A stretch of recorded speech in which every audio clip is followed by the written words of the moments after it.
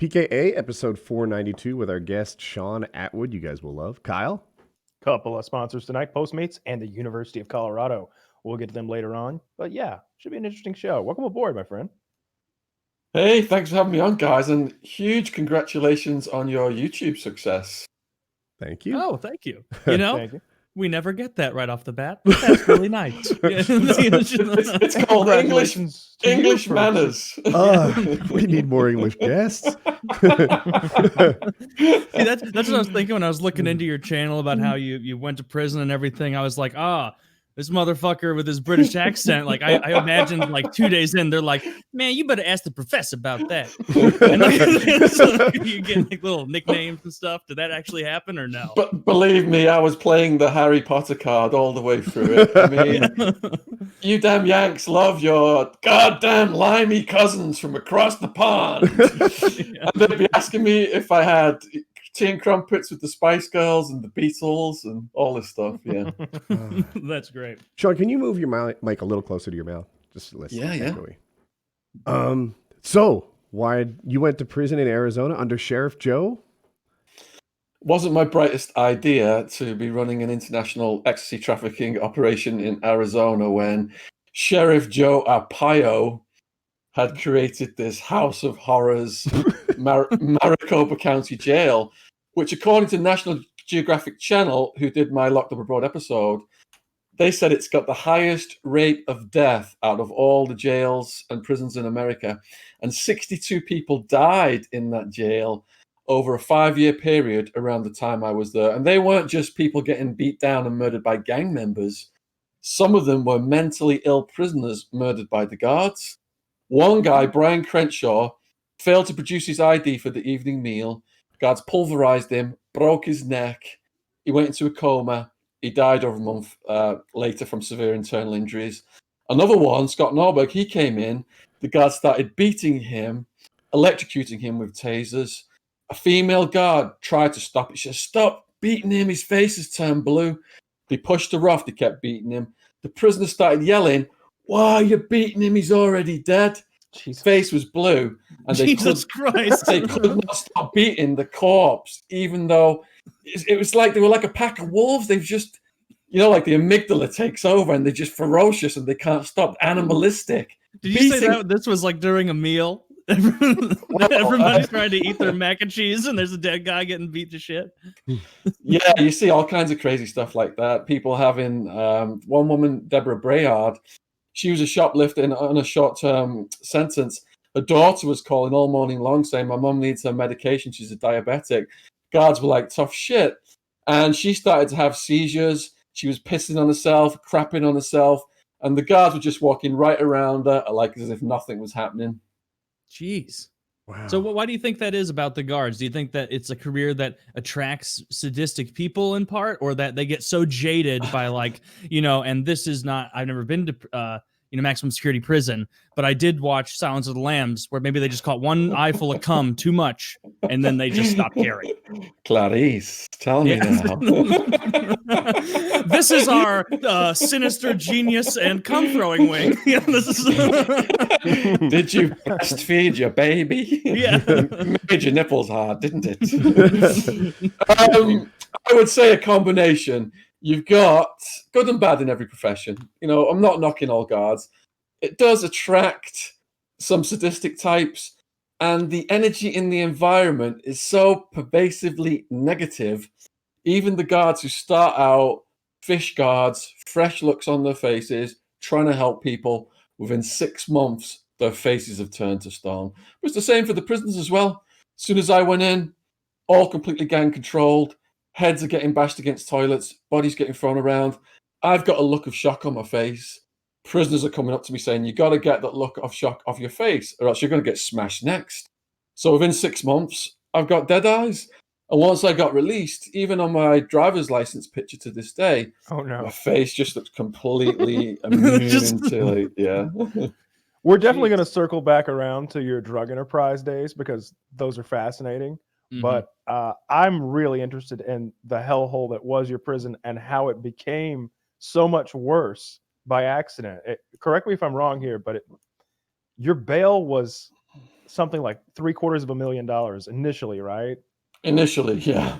And your Yeah. family all got together and raised, mortgaged a home, and a relative of yours who was a retired policeman came and spoke on your behalf at a bail hearing to try to get that reduced so that potentially you could get out and get back on the street again until you await trial, I suppose. And that backfired, right? The bail was doubled to $1.5 million cash only, and I was Yep. reallocated from medium security to maximum security. Now, I'd seen the cockroaches here and there, but I got to my cell in max security at about 2 in the morning. And there's a bit of light slanting in from the day room. I notice it's only a 2-man cell. There's 2 bunks at the back of the wall. Go in, and I'm wondering why my cellmate's asleep on the top bunk. Because where I come from, people fight over the bottom bunk, thinking something's not quite right. Walking a little bit around in the cell, something drops off the ceiling and bounces off my shoulder. Like, what was that? Looking at the walls and the ceiling, there's like a swirl effect. And I'm thinking, all right, my eyes are playing tricks. So I put my face right up to the wall, and it's just absolutely covered in American cockroaches. Nothing like I'd ever seen before in my life. So I'm thinking, all right, how's he asleep up there? He's wrapped a sheet around him. So 8 at night is locked down, 10 lights out. The roaches know when the lights are about to go out. They start lining up in the cracks in the wall in this old building, doing this little movement with their antennae sticking out, like an army waiting to invade. So as soon as the lights go out, they just flood the room. Got a choice: wrap the sheet around you, look like the mummy, leave a breathing hole. It does keep them off you, but this is the Sonoran Desert. It's almost 50 degrees UK temperature, 120 US temperature in the summer. And there's a vent at the back of the cell attached to what's called a swamp cooler.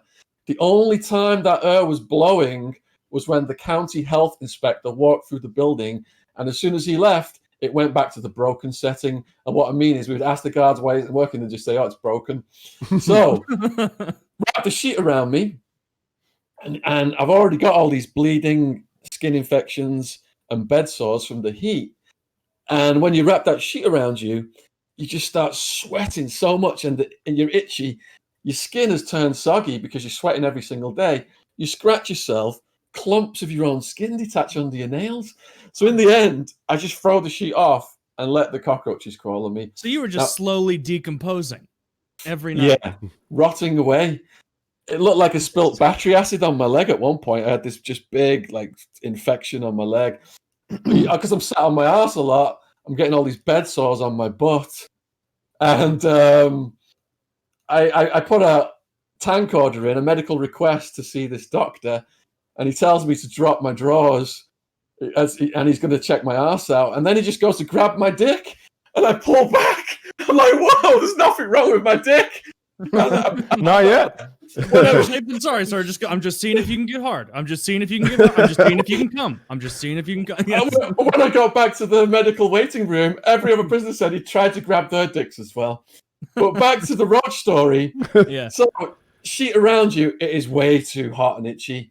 So you just throw the sheet off, let them crawl on you. Now they don't bite. They tickle your feet, tickle your legs. I woke up so many nights from tickling my hands. I flinch now if someone tickles my hands. But they get on your face, mouth, nose. The favorite place of all is going in your ears to eat your earwax. It's like honey to them. Oh. Literally, I had a little piece of towel and I washed my ear. I washed the earwax out of my ear one time with this little piece of towel and I hung it near the sink.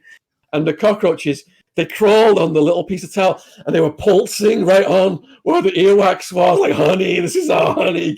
Feed me. That's brilliant. The sacrificial towel. I had a neighbor. They knew Who was where it came from. I had a neighbor who was asthmatic. Wakes up one morning, out of breath, grabs his inhaler, takes a blast, shoots a live cockroach inside himself, starts freaking out, saying he can feel it moving around. He throws up his stomach contents, and somehow it's stuck inside him, and it won't even come out. Even in the daytime, there were so many Prisoners were doing cockroach races on the day room tables, gambling on who would be the winner. Now, over time, you've got to just harmonize with your environment. And I was living with the cockroaches in that maximum security Madison Street jail for about a year.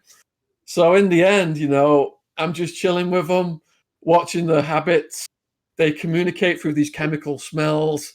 If you threaten them, then like these warrior ones come running under your door, like, what's up over here. Some of them have little pouches of babies.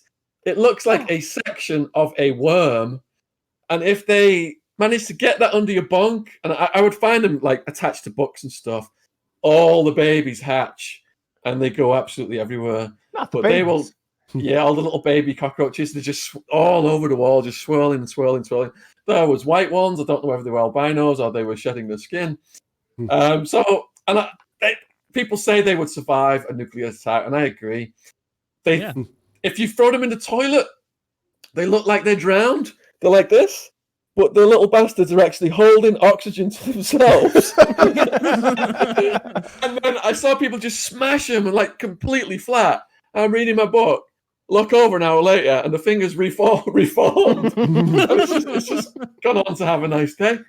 So yeah, there was no concern at all. Obviously there was no concern. So the prison themselves were like, all right, it's fine for every single inmate to just live in a sea of cockroaches.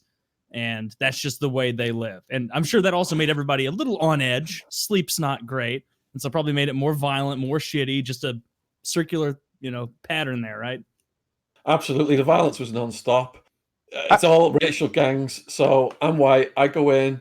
Skinheads from the Aryan Brotherhood come up to me like, hey, we want a word with you. Get in that cell over there. You can't say no to these guys. They're just going to smash your head into the wall. So go into the cell.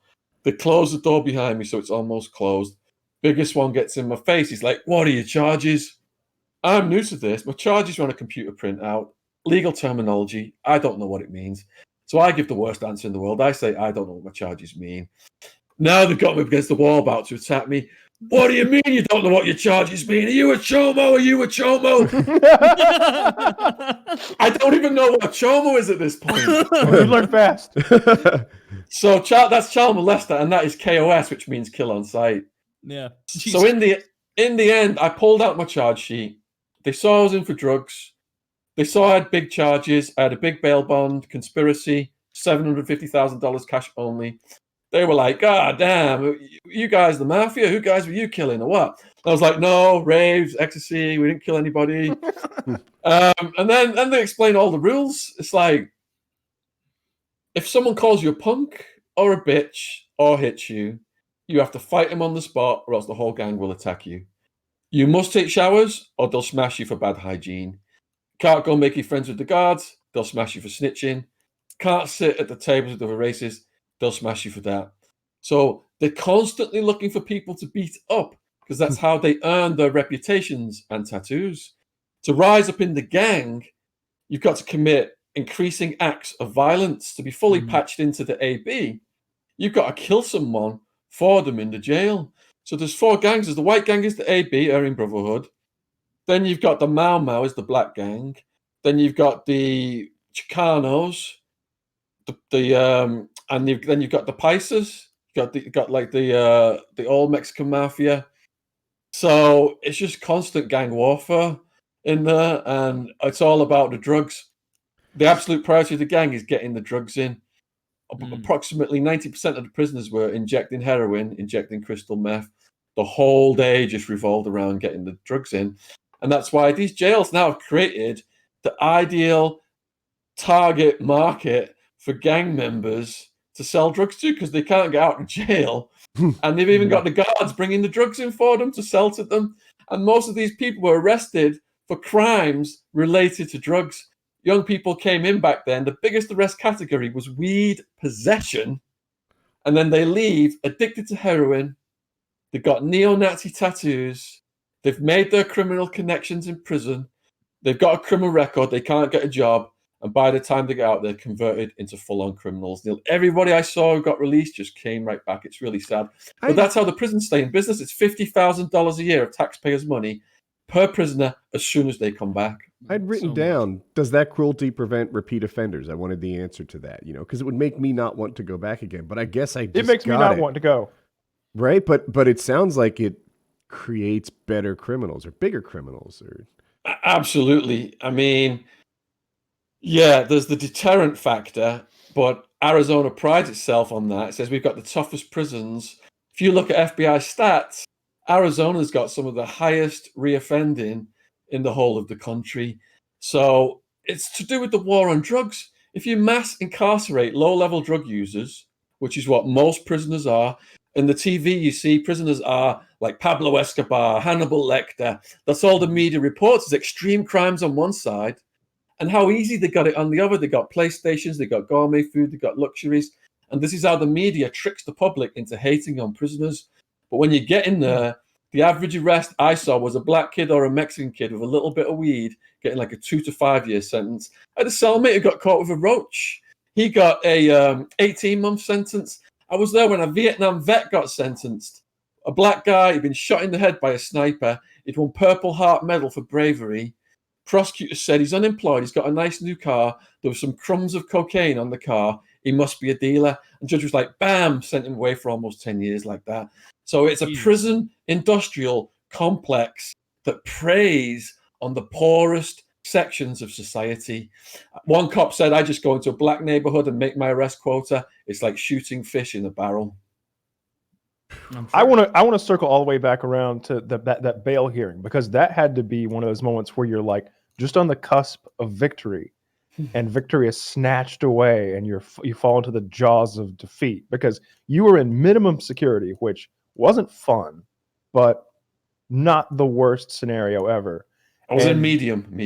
Oh, medium. I'm sorry. Yeah. And then because of the way that bail hearing went down and them doubling your bail essentially, because you went over a $1 million bail, you're automatically upgraded to maximum security. And that's when you got sent to the Roach Motel.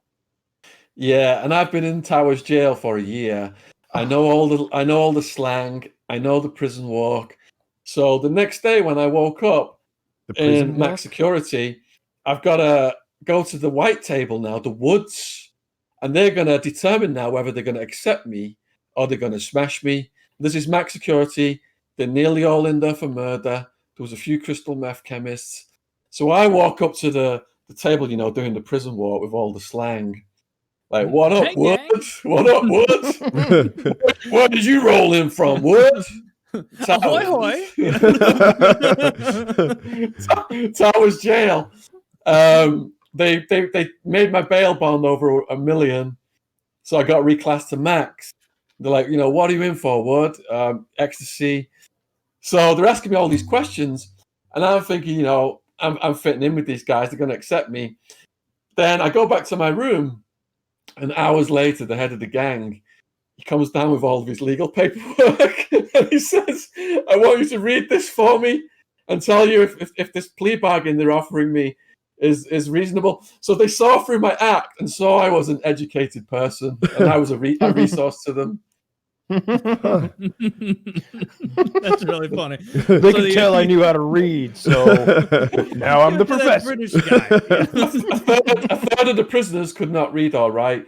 In max security, I set up a class for the Mexicans, teaching them how to write home in Spanish, because a lot of them worked out in the countryside and they couldn't read and write. Then the Aryan Brotherhood put a green light to have me smashed for helping another race. I had an independent tough guy who was my cellmate at the time, Joe, and he intervened with the gang and they allowed me to keep helping the Mexicans. Sean, can you move your mic closer? Jesus Christ. Yeah. That sounds so. That's awful. That sounds fucking horrible. But something I want to So you got there, the Aryans approach you in your cell, and then kind of how does that relationship go from there? Like you said, there's no turning them down. You have to kind of play the game. Were there ever times where it was like, hey, you just earned your first swastika tattoo. Come on in. And you're like, no, actually, can I just get they also used an eagle. Let's do a real generic eagle. Can you make it look like the Philadelphia Eagles? I saw one skinhead. He had a tattoo of Hitler on his chest. No subtlety. Zeke Heiling over a gas chamber with Jewish people dying inside the gas chamber. Yeah. Now here's what helped me out. Intricate. Here's what helped me Hey, out. Shaun, can you move your mic a lot closer? Yeah. Is it going to go over the screen now? Is that okay? Oh, Oh, so that's much okay. better. Face. My God. Yeah. Yeah. A fist All right, is a so- good. Yeah. Over 100 people arrested with me, including some of my bouncers from the raves I was throwing, including my best friend from my hometown, who is a massive guy. He co-interviews people with me on my YouTube channel called Wildman. He's like the UK Joey Diaz. Oh, I've This seen that guy. Yes, Yeah, he is the UK Joey Diaz.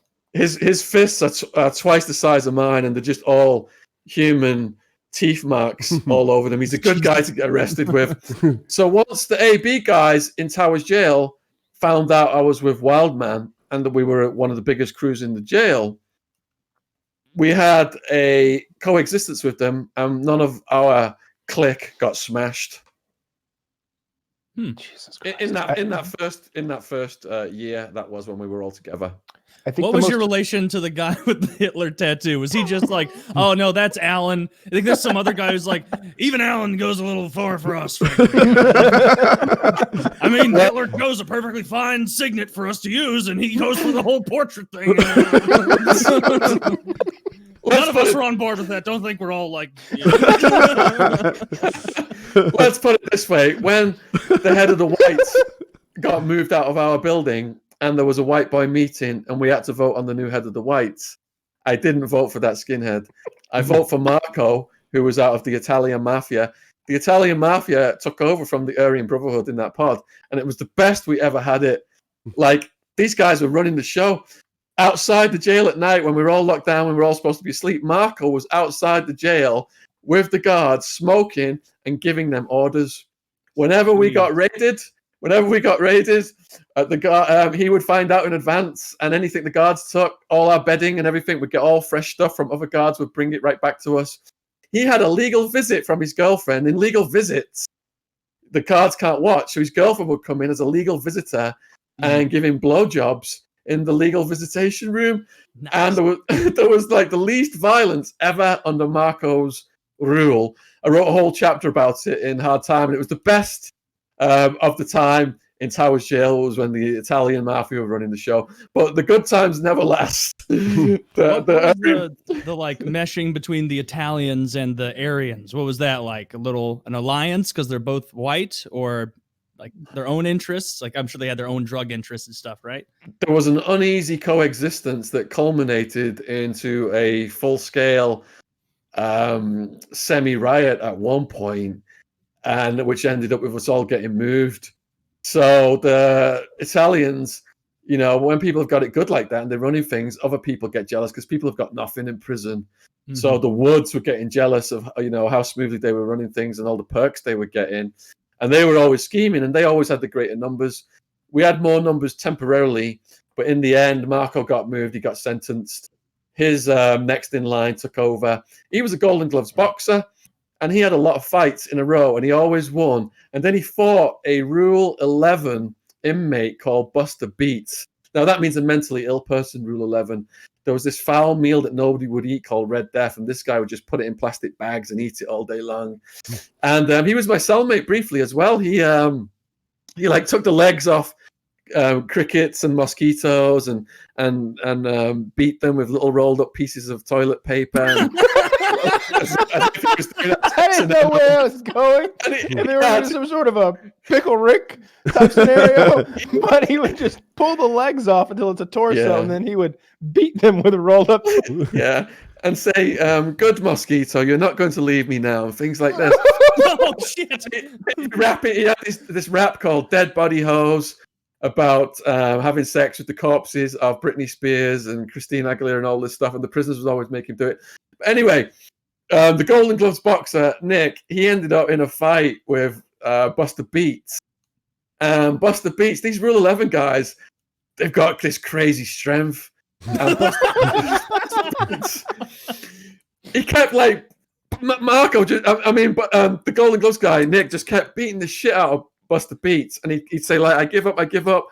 He'd go to leave the cell. Buster Beats would like jump back up, bounce off the wall like Spider-Man, jump on Nick's back. And this went on for about 20 minutes, 30 minutes, and Nick's like just punch. He's got him up against the wall, just punch. I think he's gonna kill this guy. And Nick, his hand, he broke his knuckle. His hand swelled up like the size of a grapefruit. Pieces of teeth of both of them had come off. And after that, Nick said, "Look, I'm sick of being the head of the whites." He was sick of fighting all the time. And he was disillusioned from being a retarded man. He was like, I don't even know what this is all about anymore. The sad thing was, my people on the outside and Nick's people on the outside, we were trying to help him. We were trying to locate his step parents to try and get him some assistance. So, they want him back. He starts a different gang, and he's like, "I know you're not a chomo, but are you a chromo?" And then they start gathering up his own Rule 11 gang. So I assume that Buster was not invited to any of the gangs. They're like, "I know you're white, Buster, but you can't." No, he was Chicano. He was Chicano. Oh, Chicano. Okay. Yeah. Oh my God, that sounds kind of funny. As awful as all of this sounds, I think the worst thing I heard you talk about, the roaches sound horrific, and like I think the roaches would severely damage my mental health over the course of days and weeks and months. But the spider situation, could you speak on that a little bit? So you would just wake up with pinpricks on your skin. It would get you in the night because it would come out looking for food. You rolled around in your sleep and you touch it. Then in the following days, the pus would start to come out and the skin would like melt away and the venom would eat into your flesh down to the bone on some occasions and cause what's called a volcano lesion. Now, we'd take these guys to the guards and the guards would always say the same thing in the early stages, at least. It's the policy of the jail not to treat insect bites. You put yourself in here, you deal with it. So this Chicano gang member who was facing like hundreds of years, he'd been in a drive-by shooting. He shot a bunch of teenagers. He was a teenager when this had happened. And one bullet had gone through a girl and come out and blew her nipple off. And it was headline news every night whether these people in critical injury were going to die because he was going to get the death penalty then. So he got bit on his back. I mean, this guy was like 300 plus pounds and he would roll around in his sleep on this little bunk. Obviously, his body would go against the wall and that's how he got the spider bite. So we're showing it to the guards every day because it's like a baseball of yellow pus plasma is like building up in his back. And the guards are like, it's the policy of the jail not to treat insect bites. You put yourself in here. It's an arachnid, sir. An arachnid. So we did try to deal with it. We got a load of guys in the day room, big guys, and we got his arms on either side and held him steady. There was a Russian guy, Bill, in the military, and he said he knew how to dress wounds. So he was our designated doctor. I was holding a roll of toilet paper, and the Russian just comes up behind him and starts massaging this wound. All this pus is running down his back. And I'm helping mop it up with the toilet paper. Now, this is going on for about 10, 20 minutes. Big guy's almost fainting, sweat dripping off his ears, his chin. He starts dragging everybody across the day room. We need more guys to hold him. People were jumping on. When all of the pus was finally out, what we did for him was what the Russian said was the best thing to stop the bacteria. Put salt on the wound to stop the bacteria. A little lemon juice, maybe. Now, when I got moved over to Max Security, I started a little competition called Sufferer of the Week. Whoever had it the worst, the prisoners who had commissary would put in like a Snickers bar or some peanut butter, and whoever had it worst that week would win. So there was one guy, he got bitten on his thumb by the spider. So every day he's showing it to the guards, and the guards are like, tough shit, you got nothing coming. And in the beginning, it was just the pus coming out. It was red. Then it went purple. Then it went blue. Then mold started to grow on it, and it turned black. And they finally took him to see a doctor, and they had to cut it off before it like impacted his whole body. And of course, we awarded him Sufferer of the Week, and he says it was worth losing his fun for just to get the extra food. Jeez. But he got So a you had, Snickers like, a bar, nice little, so it was kind of you a know, win. Yeah. Yeah. Yeah. Could someone help me like- unwrap it though, for real? Yeah. It's kind of like maximum security prison meets free parking from Monopoly. Like you get a little That's bit of benefit. yeah, that's the Play brown. system. That's the brown recluse spider that does that, and I've never seen one. I think that's kind of part of their MO is that you don't see them very often. They're very small spiders. The worst story I heard is about the guy who sat on a toilet seat and there was one under the rim and it bit him on the head of his dick, and his dick rotted off because he was embarrassed to go to a doctor and say, "Look at my penis, it's been bitten by something." He just thought, it'll get better. But those bites really don't get better. They get much, much worse before they get any better. I tell the doctor immediately. Well, Every time you get bit in the penis? Every single time. These stories so far are mild compared to my dick, balls, and gang rape and beheading stories.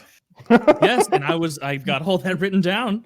So this is all that written down to address. So like you mentioned it and we moved past it real quickly, but I was curious. So you said, and it was on one of your videos, what do you do if some powerful guy, the Hitler, portrait guy, green lights you to get your shit pushed in and beat the fuck up?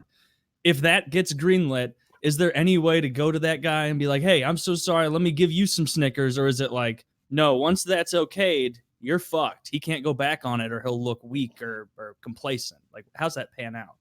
Prison rape is so common, there's a rape class now that you have to attend under PREA, Prison Rape Elimination Act. Yep. It's mandatory. A rape class. Did you you learn anything? Are you better at raping now than before? Prisoners were joking on the way to the rape class. I went to the rape class myself. It's So you watch a video, and there's some guys in the day room, some predators. The young prisoners coming in are hungry. If they take food, they're in debt. And once they got you in debt, they got you. They say, "Look, you got to pay this debt or else we're going to kill you." "Well, I got no money." "Well, you're going to go in that cell over there, do whatever he says, and that will pay your debt off." And if you are weak-minded enough to do that, there's no turning back. That's called getting turned out, becoming a prison punk. They rent you out as a prison prostitute, and you're ruined. At the lowest level in the prison is punks, snitches, and chomos. So the conclusion of the rape class was, to stop rape, you have to report it. If you report anything, you're a snitch. So after we went to the rape class, a young mentally ill prisoner was gang raped, and nobody reported a single thing. oh no! Like he gets raped in the rape class. after the class, right after, yeah. Oh, so that was just like an FU to the guards. Now, the story of Xena, who was a transgender prisoner, 6.5 foot, charismatic transgender prisoner. She seemed happy living with her boyfriend when I met her in prison, who was protecting her. But decades before, when she first came in, she was big, weightlifting, clicked up with the Aryan Brotherhood gang as a debt collector. It's blood in, blood out. These gangs use people up and they brutalize them. So I asked Xena what happened. She said the first time was a gang rape. They beat me until I was unconscious, raped me while I was unconscious, and shoved things inside my body. I said, "Well, what did they shove inside your body?" "A broomstick." I said, "Well, how did you know they were raping you if you were unconscious?" She said, "When I went to the toilet afterwards, I could tell by what came out." I said, "Well, what did you do after being raped?" "I sat in my cell waiting for the scars to go. I got moved to another yard, but the same thing happened. They beat me up, raped me, used me as a sex toy, a prostitute, a punk. There's no recourse, no one to talk to. You can't go to the guards. They'll throw you in a dungeon for months or years and say it's for your own protection. You can do absolutely nothing other than kill the perpetrators. The victim is labeled a rat, a punk, and considered less than human." I said, "Did you think about killing the people who did this?" "Yes, I did. I also thought about killing myself, and I still do sometimes." And then Xena started crying. She couldn't answer any more questions. But she came back because we were writing a blog to raise awareness of prison rape. And when she came back, I said, "Does this mostly happen to youngsters?" "Yes, it does. But it can happen to anyone. Big bad dudes, skinny, ugly.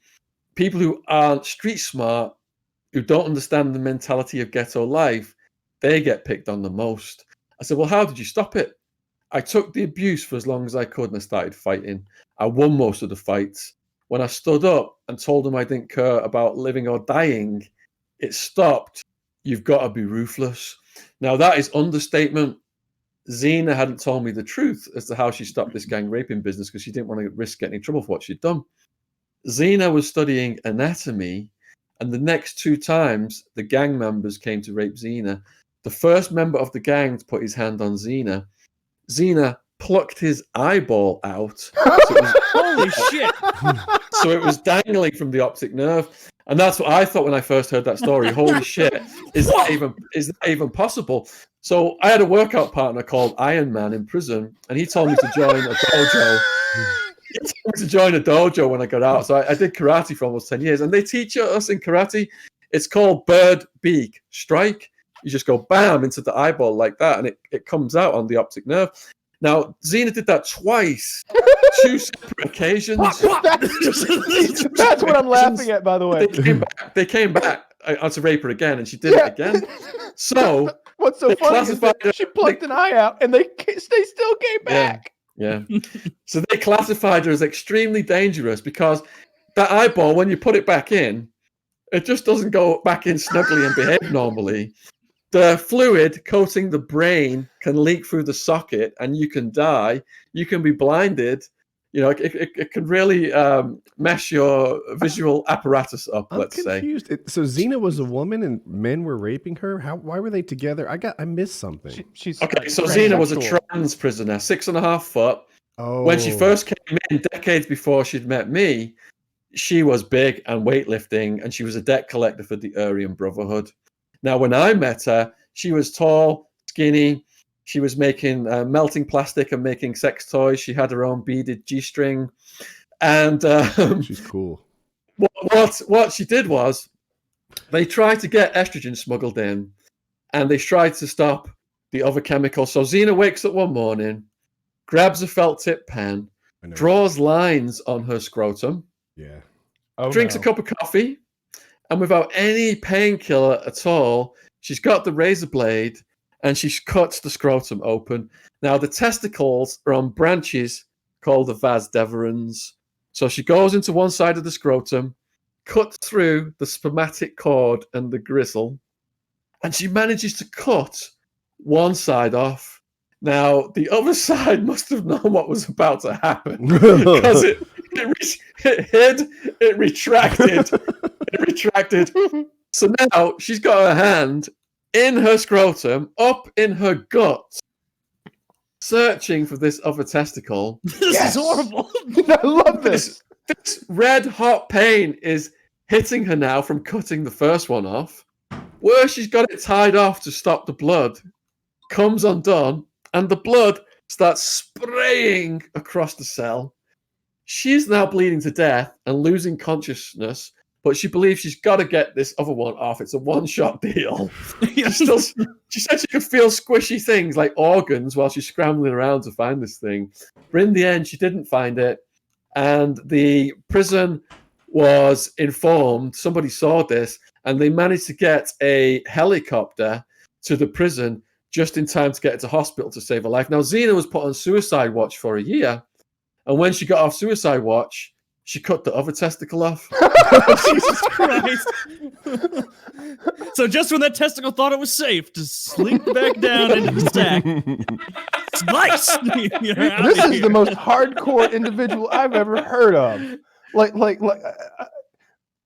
it's so comical to me that she plucked out a rapist's eyeball with her bare hand. And then the next week or month or whatever, some time period passed, and that same group of rapists got together and said, you know what we should do? We should go rape the eyeball plucking chick. We should go rape. Wait. Why are they calling the eyeball? Well, they point at Dan, and he's got a fucking eye patch on. He's like, I don't know, guys. That seems like a good idea. I'm not going in first. I'll say that for damn Only sure. once. Shame on you. The second guy is like, oh, God, I deserve this. I knew what was coming. I saw her sharpening her nails. I saw her practice on round body parts with her own nuts. Let me tell you what happened next then. So, all right. So, rape attempt 1, eyeball comes out. Rape attempt 2, eyeball comes Is out. she big and strong during the eye plucking, or is she the later she thinner? she was collecting debts for the Aryan Brotherhood. At that 6.5 point, foot. gotcha. Okay. Yeah. It's a big. So eyeball comes out 2 separate occasions. Eyeball comes out. They classify Xena as extremely dangerous, and they move on to some of her friends. Now, one friend is gang raped. They shove a light bulb in his backside, and they make bets on who could smash it first. And that prisoner committed suicide afterwards. Another one is gang raped. They get a shovel from the work crew. They hold him down, cut his head off, and when his head is finally off, they put it on display in a part of the prison to show the gangs that they're the most violent and ruthless out of all the gangs. And which gang did that one? Aryan Brotherhood. Okay. Jesus. Right? That is really intense. That escalate like the first 2 examples were just horrific, but then it escalated so far when we got to a beheading that it's just like, where do you go from here? So, Shaun, I've thought about this a lot. What's the strategy for a non-tough guy in prison, right? Like you're not 6'6" debt collector. How do you thrive in this environment? Make sure you get arrested with Wildman and over 100 people who are your bouncers from the rave scene. Because if I'd have gone in there on my own, I'm not a big tough guy. I'm just a nerdy business graduate. It's raw survival of the fittest.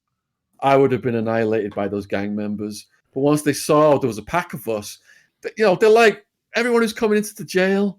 It's like animalistic, and they're looking for the weakest in the herd to slaughter. So if you're in there with your bouncers, and you're clicking up with the Italian Mafia, and Wildman was behaving like a maniac in there, and showing people how crazy and dangerous he was.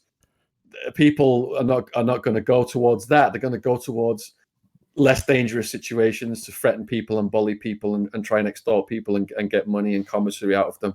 Now, my co-defendants were only around me for the first year because the prosecutor wanted me and Wildman to be separate. She wanted me to be separate from my co-defendants.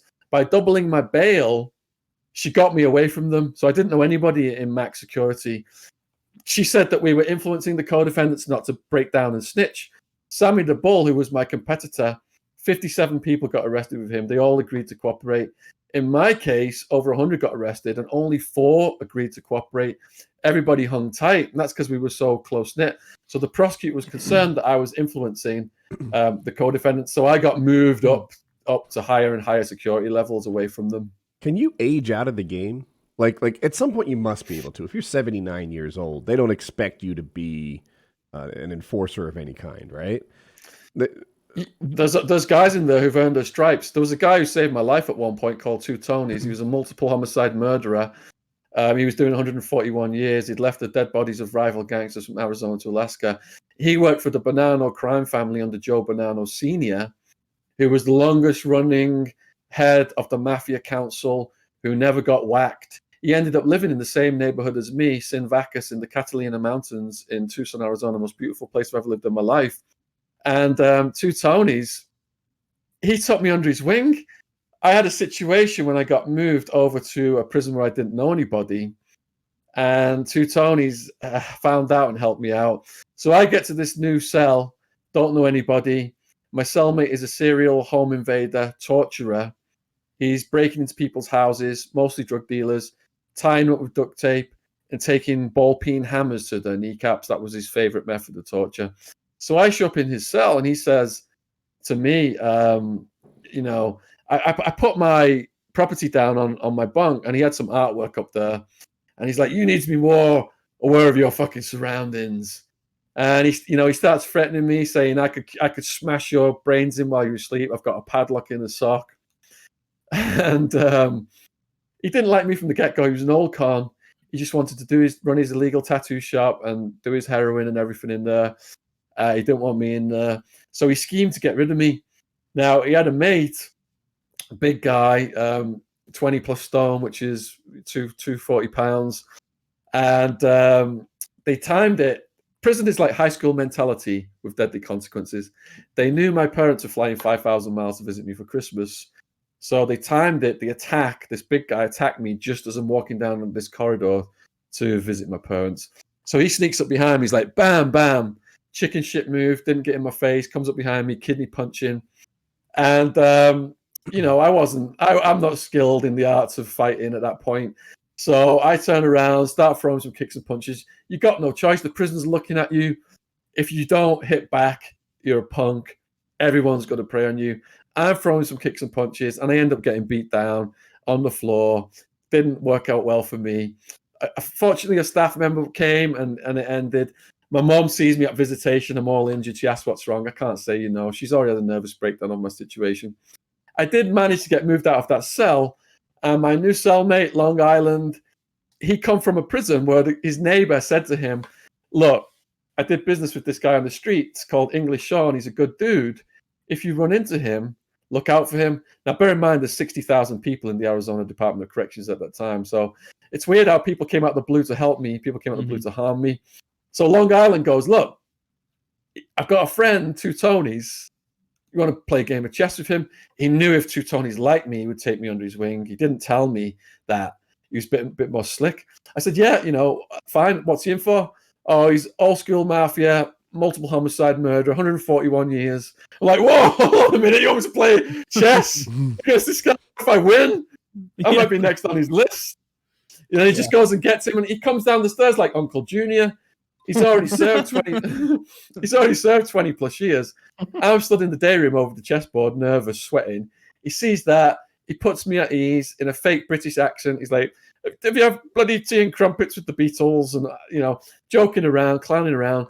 I beat him at chess, and at the end of the game, he says, "Look, how come you beat me so fast?" I said, "You kept speaking your mind all through the game. You wouldn't show someone your hand in a game of cards, would you?" And he slaps his head. He goes, "Oh, me and my big mouth." I didn't know it. He was testing me. He said, "Look, Shaun, to stay alive on the road of life, I've had to become a quick judge of character. I like you. I think you're an honest guy. Would you be willing to write my life story?" I said, "Yeah, I would be honored." So I wasn't supposed to be going in his cell, but he had prisoners outside watching for guards. For months on end, I'm going in his cell. He's telling me his life story. Absolutely fascinating stuff. So the lieutenant in the Bonanno crime family who Two Tonys came up under was Charlie Bats Battaglia, who'd whacked people from coast to coast, got away with it, and was an expert in getting rid of the bodies. So Two Tonys is telling me all these techniques about disposing of corpses. For example, you get a hole dug really deep, get the corpse in there, put some dirt over it, and then put a dead animal, a few feet above it. So if the cadaver dogs come out, they hit on the animal and then they stop digging. But the way the Bonanno crime family solved that was they had double-decker coffins. So they'd have a genuine person whose funeral it was, someone they'd whacked would also go in the double-decker coffin, and they'd either get buried or that's how they got rid of the corpses. So yeah, I wrote Two Tonys' book. It's called The Mafia Philosopher, Two Tonys, but sadly he died in 2010 from his liver cancer from his own drug taking. As a lot of people do in prison, because hepatitis C is just absolutely rife. A lot of the guys are sharing dirty needles and stuff like that. So Two Tonys, there was a situation with a shot caller whereby I'd written about prisoners were buying items from the inmate store and they were making their own syringes out of these items. And I put that online, and then the shot caller said, that's tantamount just to putting our secrets out there. Put out a green light to have me smashed or killed. And for 2 or 3 days, the whole yard was in uproar because the fellas were liking me. I was doing this blog called John's Jail Journal. My writing was got in online. My parents would type it up. My aunt would type it up, put it online from my letters that I was sending home. And the prisoners were getting followings. Like people were sending them letters and pen pals and books. We were filling the whole library up with books. We had like a real Shawshank Redemption moment where like 54 books came in 1 week. So half the yard was supporting me, saying I was doing a good thing, and half the yard were like trying to attack me. Anyway, Two Tonys called in a favor, and after 2 or 3 days of craziness, people trying to get in my cell, other people protecting me, after 2 or 3 days of craziness, it all just died down. So potentially could have saved my life, yeah. But that's what it's like, and anything could happen at any moment. You mentioned you got into a fight and it didn't go well. Is it okay to lose? Is there an honor? Absolutely. The honor is not walking away. The honor is showing heart. So when you go into prison, into jail, in remand, the first thing they want to know anywhere, your charges, that's a charge check. And they'll also do what's called a heart check. So they'll send someone to you and they'll probe you, find out about you. And then that person might like try to intimidate and bully you just to see how far they can go with it, to see if you're a weakie or if you're showing heart. Huh.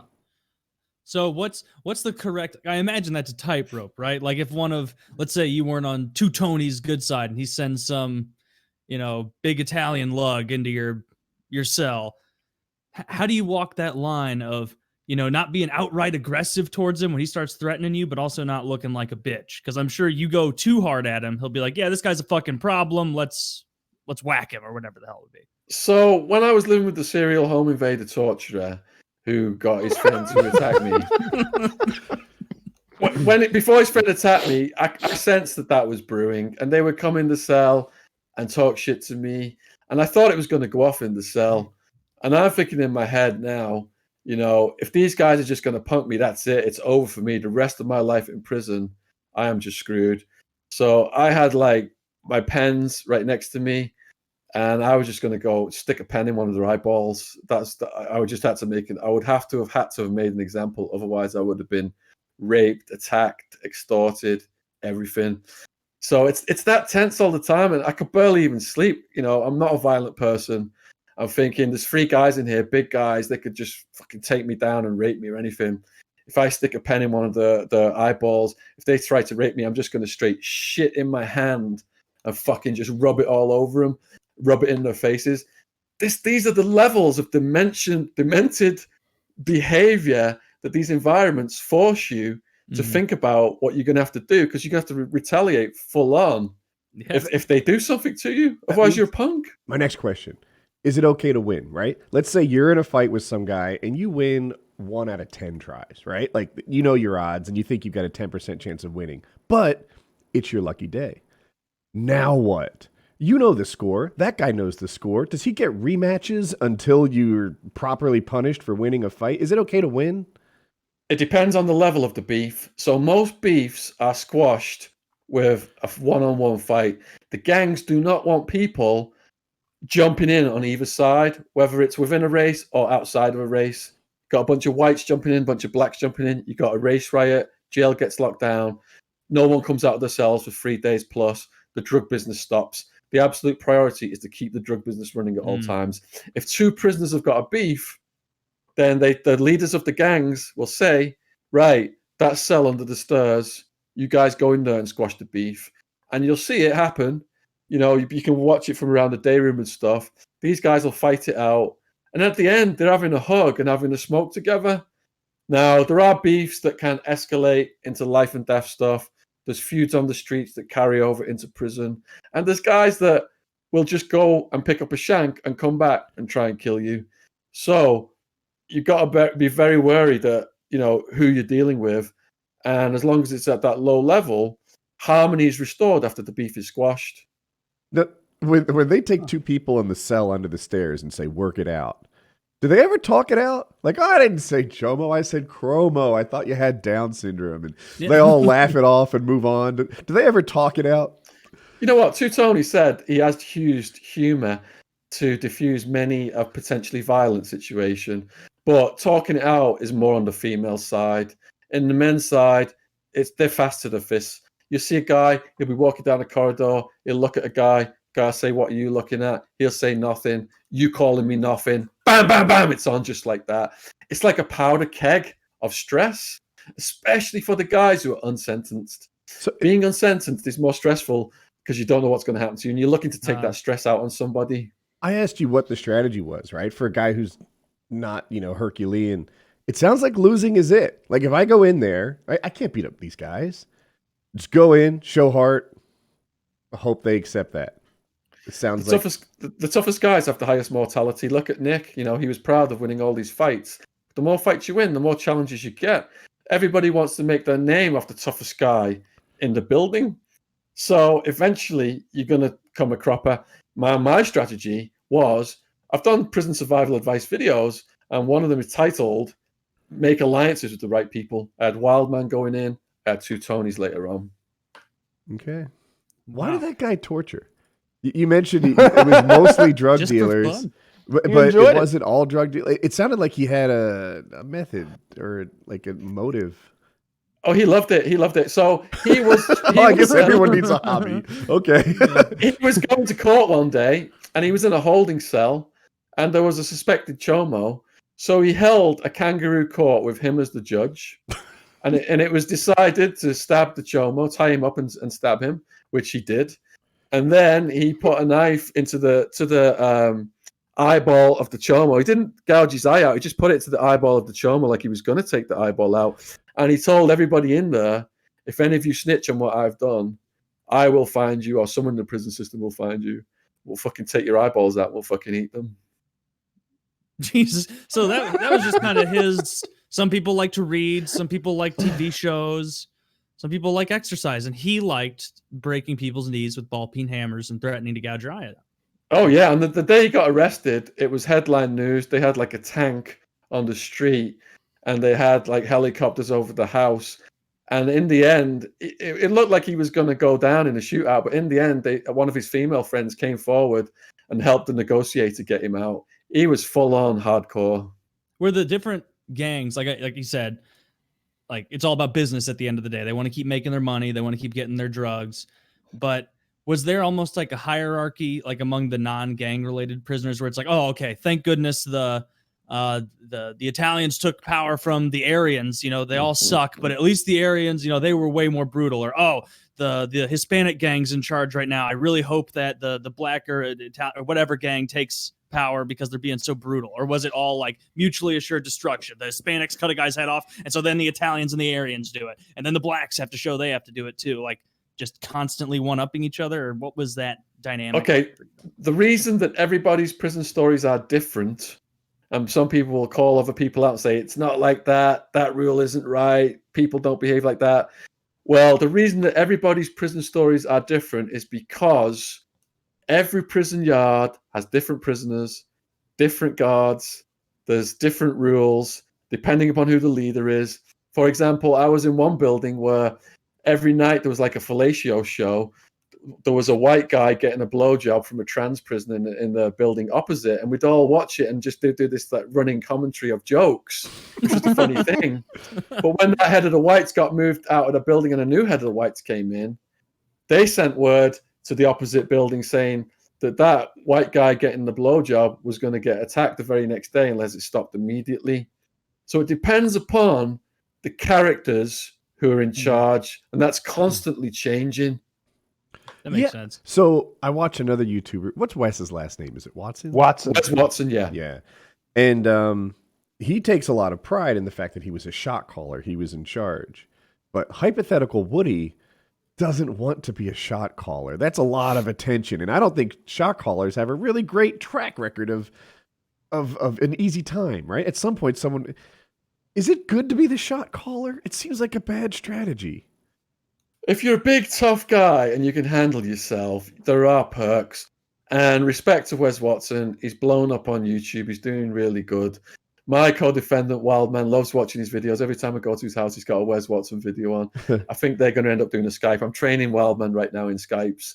He's not quite there yet. So Wildman arrives at a prison. He's just been sentenced. And they come up to him and they say, "What are your charges?" And he says, "I've had a long day. I'm going to sleep." And they're saying, "No, you don't understand who we are. You need to tell us what your charges are." So he knocks the guy out and he goes to sleep. I'm going to go with assault. They say to him, "You shouldn't have done that. We're going to find out who you are." And Wildman's like, "Okay, find out who I am." As he sleep, and he wakes up, and they come back and they say to him, "We know who you are now. Do you want the guy's job who you knocked out?" we need you to apologize to him, but we're going to give you his job. And Wildman, he's done lots of videos on my channel. There's a Wildman playlist about him running the building. He's got to keep the whites, the youngsters, under control. and he's running like he's making hooch, he's controlling the gambling, and there are a lot of perks in prison to doing that stuff if Hooch you've is got no alcohol, money right? whatsoever. Everybody's got to get the hustle on one way or another. So Wes Watson, if that was his hustle, so be it. Wow. Well, I mean, at least Jesus. there's a lot of upward mobility for careers. Beats the shit out of that guy, and it's like, you know what? Wait, was there like an offer of pay, or like, hey, we'll give you drugs to do? I assume like most of the payment was like you get your heroin or you get your coke or whatever. If Wildman is manufacturing hooch, Mhm. he gets to keep a percentage of the hooch. If he's running the gambling tables, he gets to keep a percentage of the take. Okay. Now, what if your charges aren't that good, right? Like, you're not a chomo, but you're maybe like a big time tax evader. Do they like give you an extra hard like tax evasion? You're kind of pussy prisoner. Like, how do they judge you on that? They're probably going to go to Club Fed. So the federal system has got more money because it's backed by the US federal government. Now, there are some crazy federal prisons, but there's also the Club Feds, the luxury ones where the politicians go to and stuff like that. The state systems have got no money, and they're the dregs, and it's just like they just treat you like you're absolute shit in there. And I spent a very short amount of time in a federal prison. Not one eyeball was plucked while I was there. Not a single one. Not a single one. You said the I states don't know what I have would no do money. for advice. Oh, go ahead. Is it that the states have no money, or that a chunk of that goes towards profit? the states don't spend hardly anything compared to the feds on the prison conditions. They probably just pocket it. That's what they do. I mean, they have huge budgets. Arizona's got a massive budget for prisons. I think education is like 20th and prisons is like 3rd on the list. So someone's taking that money somewhere along the way. But by warehousing prisoners, feeding them food that you can barely eat, and having 2 guards watching a couple hundred prisoners, that's how they maximize the profits. And that's why there are escapes. In Arizona, they were so cheap, they hadn't fixed the alarm. It had gone off falsely like 200 times approximately in 1 month. So when some prisoners did escape, the guards were like, all right, it's just going off again falsely. And those prisoners went on a murder spree, and people can look that up. It's online about the Arizona prison escape, alarm going off, guards ignored it, and prisoners, people got killed. Wow. So just curious, in pop culture, whether it's movies, TV shows, I'm sure they get prison, all bits of it wrong all the time. But is there a show or something out there that you watched about prison? You're like, holy shit, this one feels way more real than the rest. Or none of them are hitting the mark. So there are some silly ones, but there are some good ones as well. None of them are 100%. Mm-hmm. I think Prophet was a French film. It was really gritty and depressing, portrayed it well. There's a movie called Shot Caller, and there's a finance guy. He runs a red light with his woman and his friend and her wife, and his friend dies, and he's had too much to drink, so he gets sent down. Now, when he goes in with the new arrivals in the night, there's this skinny black guy walks in, and he's looking down, really nervous, not giving off the right body language. That guy gets gang raped in the night. So the finance guy's like, shit, the AB guys have been checking him out, and they think he's a lame. So when he gets challenged the next day, he just starts throwing punches. He's like, I'm not going to lay down for nobody, and that happened to me. And then the gang start to see his potential. They have him carrying drugs, carrying knives, putting in more and more work. But then he gets so much time. Well, I don't want to spoil it, but, basically he just makes the situation way worse for himself. And that movie answers one of the questions you asked earlier about, shot callers. They can get the hustle on and make things out of it, but also they can get a hell of a lot more time added on. They may never even get out. Wow. Yeah, that's a good movie. I saw that a while back. Check that out. It's got what's his name that plays Jaime Lannister in Game of Thrones. He's the main character. He gets strong. Is that one brawl in cell block? I can't remember the number, but that's a good one too. So we haven't even touched on your drug empire. We skipped straight to we skipped straight to the horrific part of the consequences. But there had to be years and years of fun, How did you started out? You came to the U.S. And you ended up being a stockbroker, right? Like that was your legit job. and you were doing really well at that, like hundreds of thousands of dollars a year, correct? Of legitimate money. Within 5 years, I was grossing $500,000 in commissions. And then you get into the rave scene and start experimenting with ecstasy. So Go ahead. When I was at uni, I started taking ecstasy.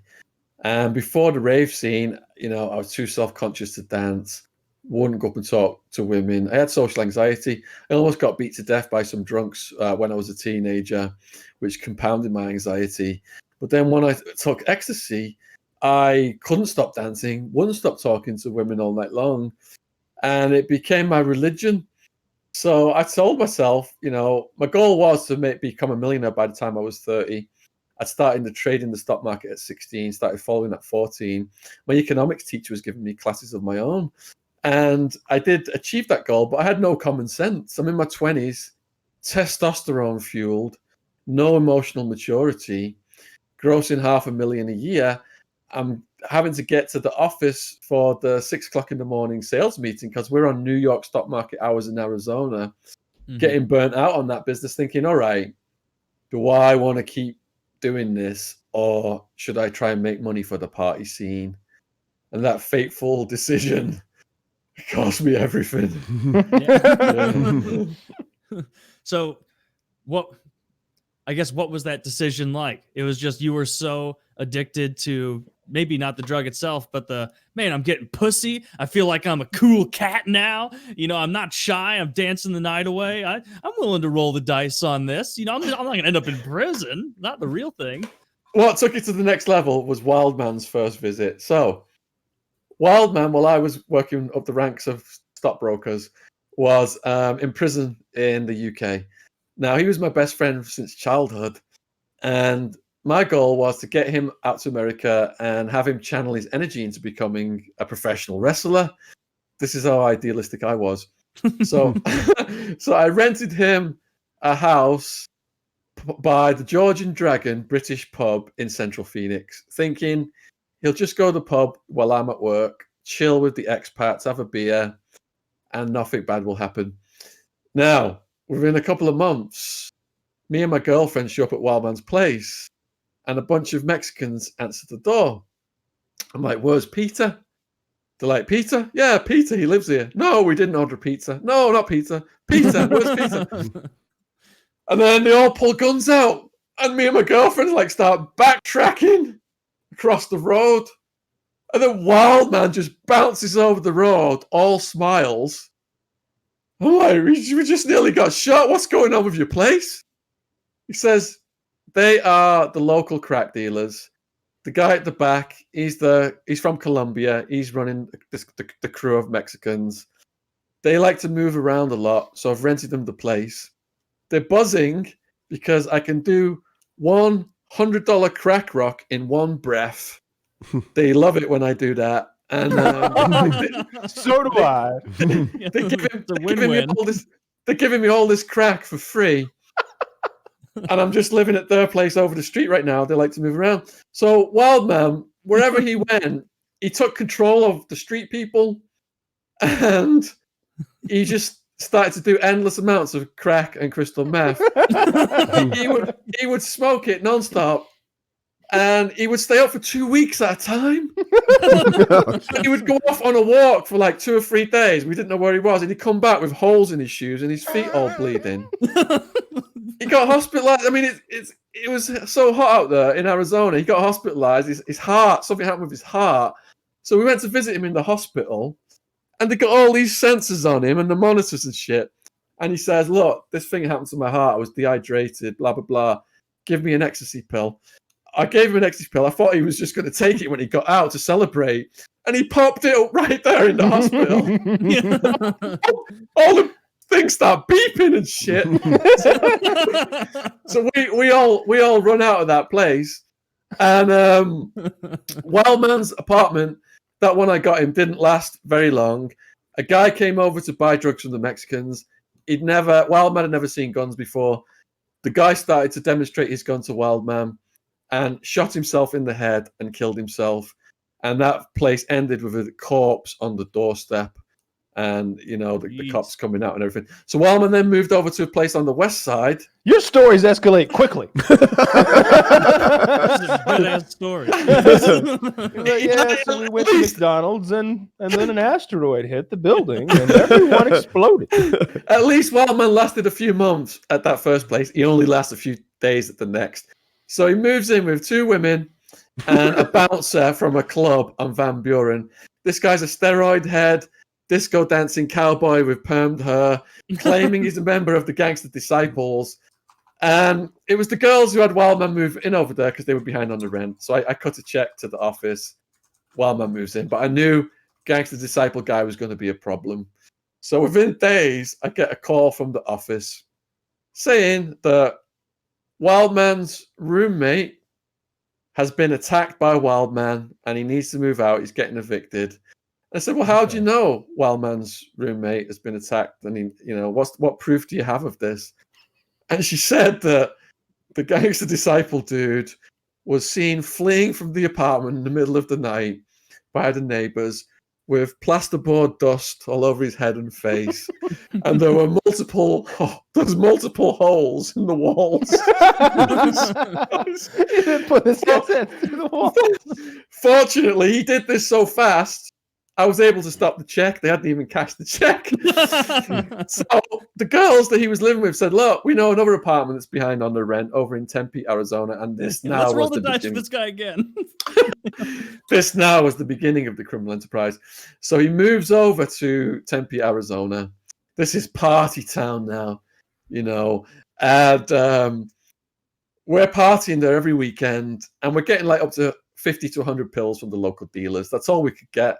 I'm just showing off, My ego's as big as the Grand Canyon, making more money than I've got common sense. I'm in my 20s, giving pills away for free. When you give drugs away for free, you attract a lot of friends. So now I'm starting to see the business potential of it. So Acid Joey, he's dead now. Most of my male friends from back then are dead now. He was found dead in his swimming pool with his clothes on. God rest his soul. So Acid Joey, he was our supplier back then, local supplier. And he found out that the local middleman was getting the pills out of LA. So I set a deal up to go out to buy 1,000 pills. Now, 2 carloads of us went out there. I've got me and Wildman in one car. I've got another huge guy called Seth. He's also dead now. And Acid Joey in that car. And we drive out there. I've got, the money to buy 1,000 pills, 10 plus K, whatever it was. But we're waiting for hours outside this guy's house in West Hollywood. Mm-hmm. And the tension's rising. Wildman's like, when he shows up, I'm just going to go in and take his fucking pills. He's kept us waiting for so long. I'm like, well, the drug deal is rapidly turning into a robbery. Okay. If you do that, how are we going to have a regular supply, man? Just chill. But if I don't come out of here in 15 minutes, then steam in. So eventually he shows up. I go in. I don't know if you've seen that movie Point Break, but they were like these.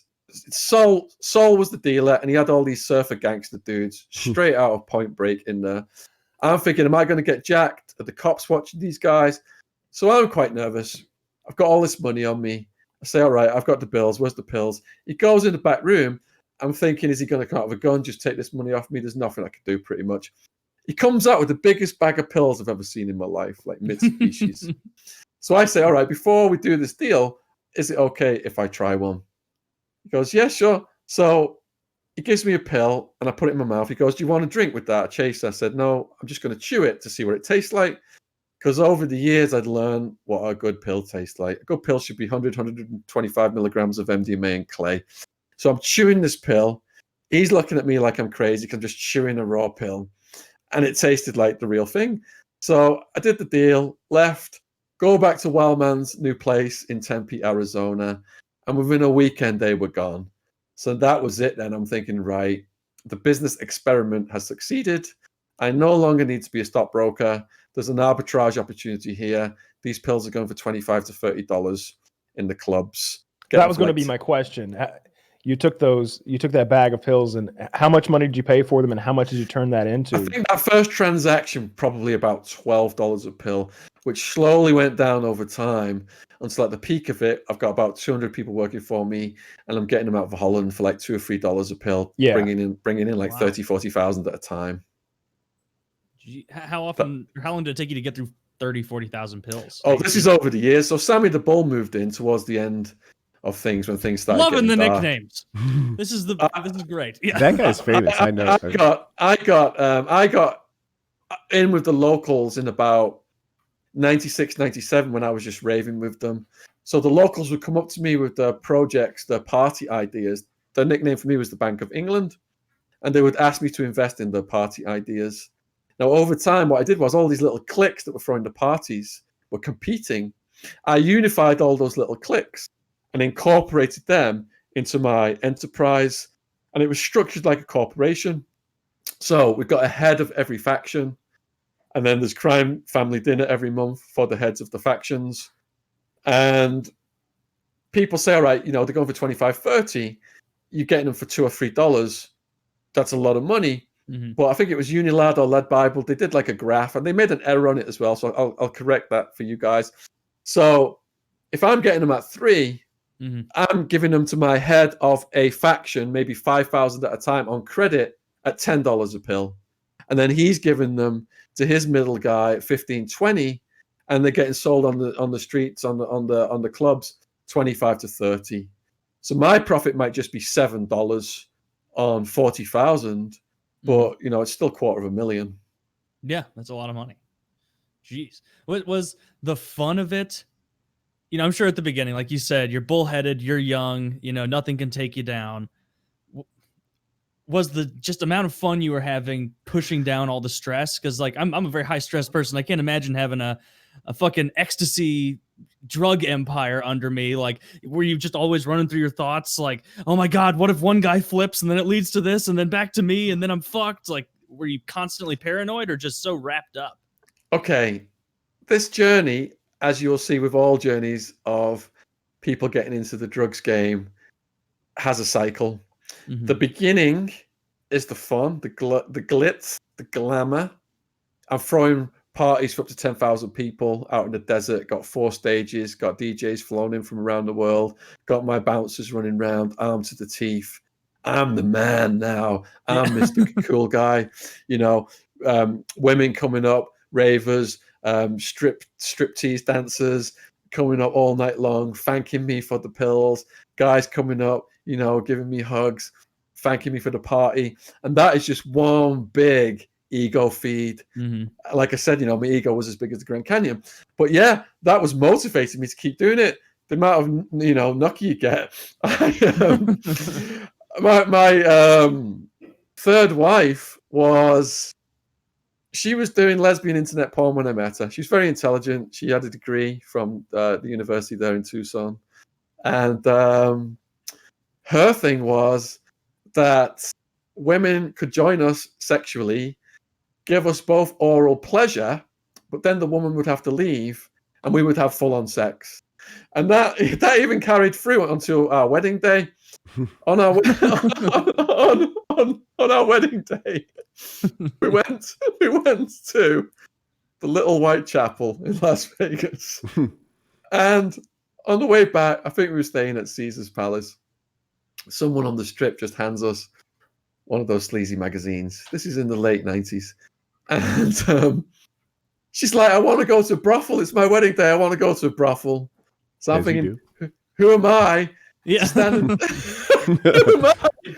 am I to stand in the way of my wife's wishes when my wife wants to go to a brothel on our wedding day?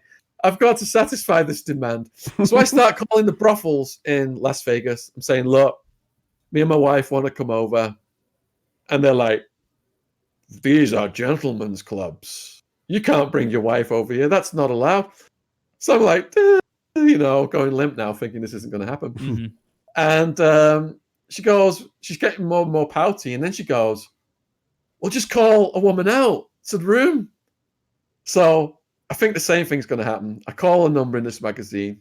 I say, look, me and my wife want to, my wife's bisexual.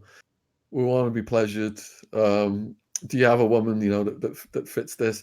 Yeah, no problem at all. $150 for now. We'll send a woman right over. So we're in there. My wife's got lines of coke on a table because You know, I had operations in Mexico. I was clicked up with Mexican cartel guys, clicked up with the New Mexican Mafia. I could get a kilo of cocaine for about $12,000, like pure slab, glistening with pearly iridescence cocaine, not the cut shit that you see on the streets of London and England. Not the shit you have, Taylor. Yeah, I've seen it. So my wife's cutting lines of coke. The escort shows up. My wife's like a Texas blonde. Escort is brunette in this like red outfit, and so she comes in, and I say, "Here's what we want to happen. My wife wants to be pleasured orally. Then you're going to pleasure me orally. Then you're going to leave because we're going to have sex. It's our wedding day." It's like, cool, $150. We give it her. She goes, "Do you mind having a line of coke?" We're like, okay.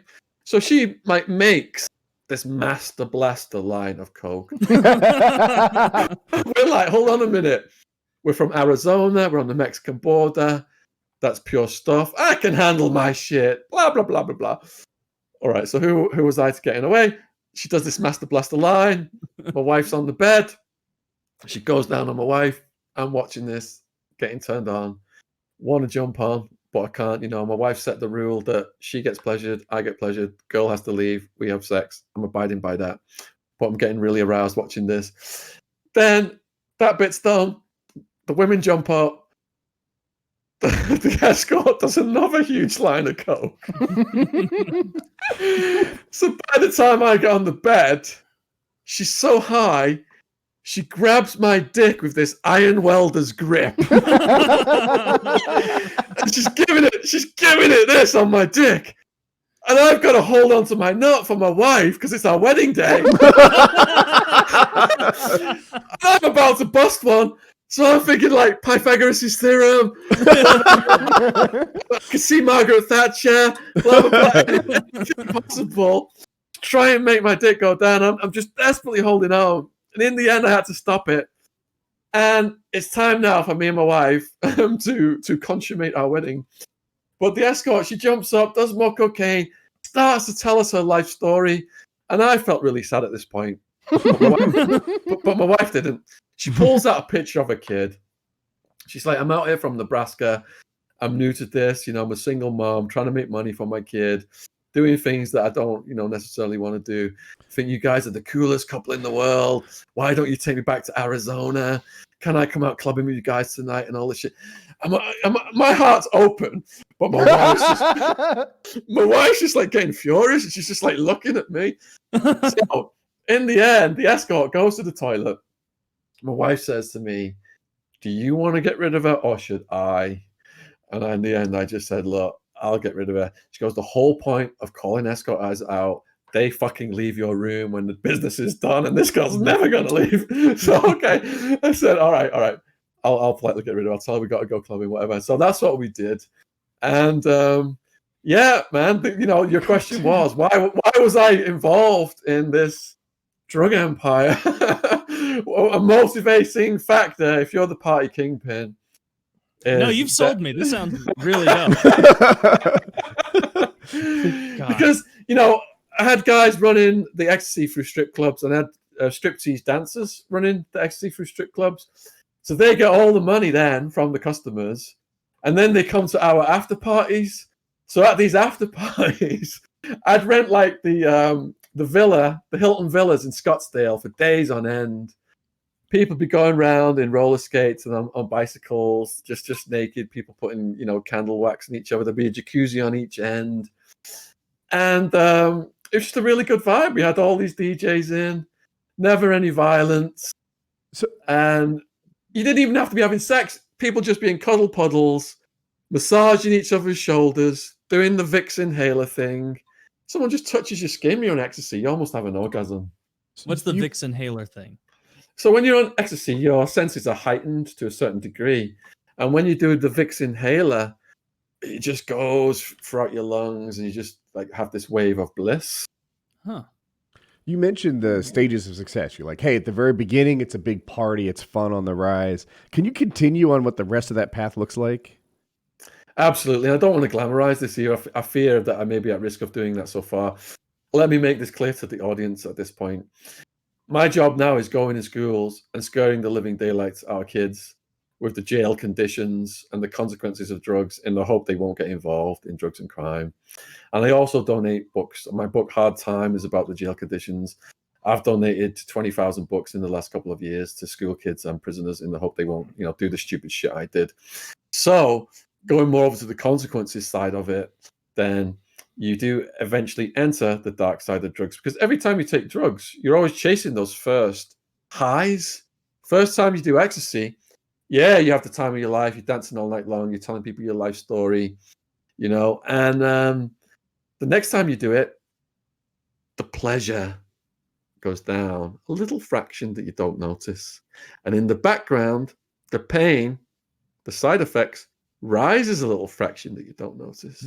And over the years, those curves cross. And if you're addicted, a lot of people do drugs and they'll be fine. But if you've got an addictive personality and you can't stop, when that pain rises above the pleasure, you keep going, even though you know it's going to lead to the prison, police, or death. Yeah. And I learned that because in the jail, 90% injecting heroin, 2/3 hepatitis C.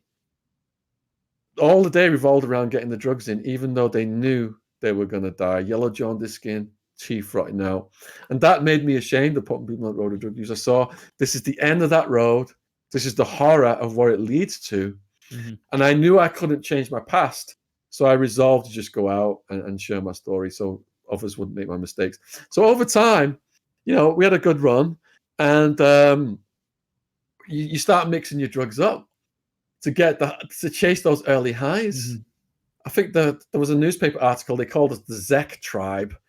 And that's because we were mixing Xanax and ecstasy and ketamine at one point.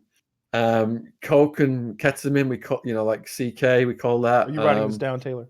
Yeah, I got it. Crystal meth. By the time the indictment came down, the prosecutor said most of my co-defendants were chronically addicted to crystal meth, and they didn't have hardly any belongings, a lot of them. So that's how it ends up. And in my book Party Time, there's at the very end of it, it says, where are they now?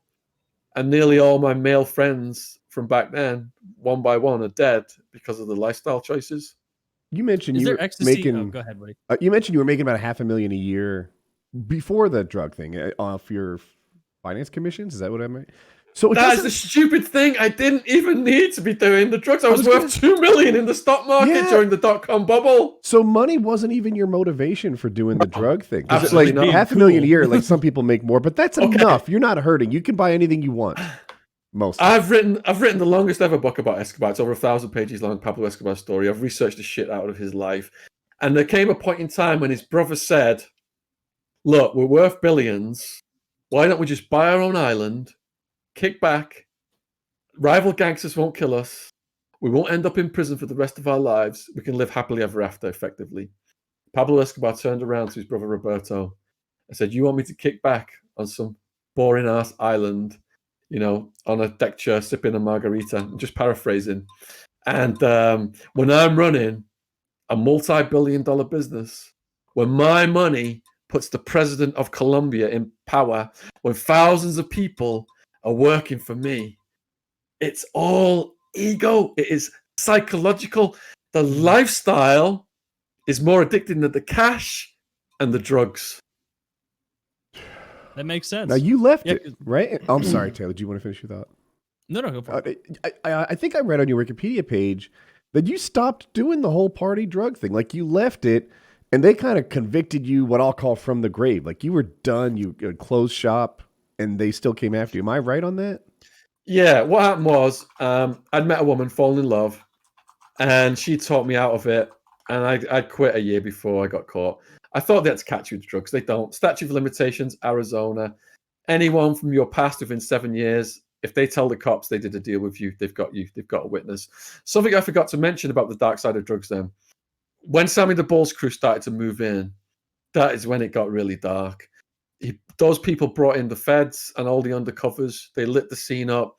We saw cars driving around, videoing, cameras, recording license plates, recording people going in and out the clubs, parties.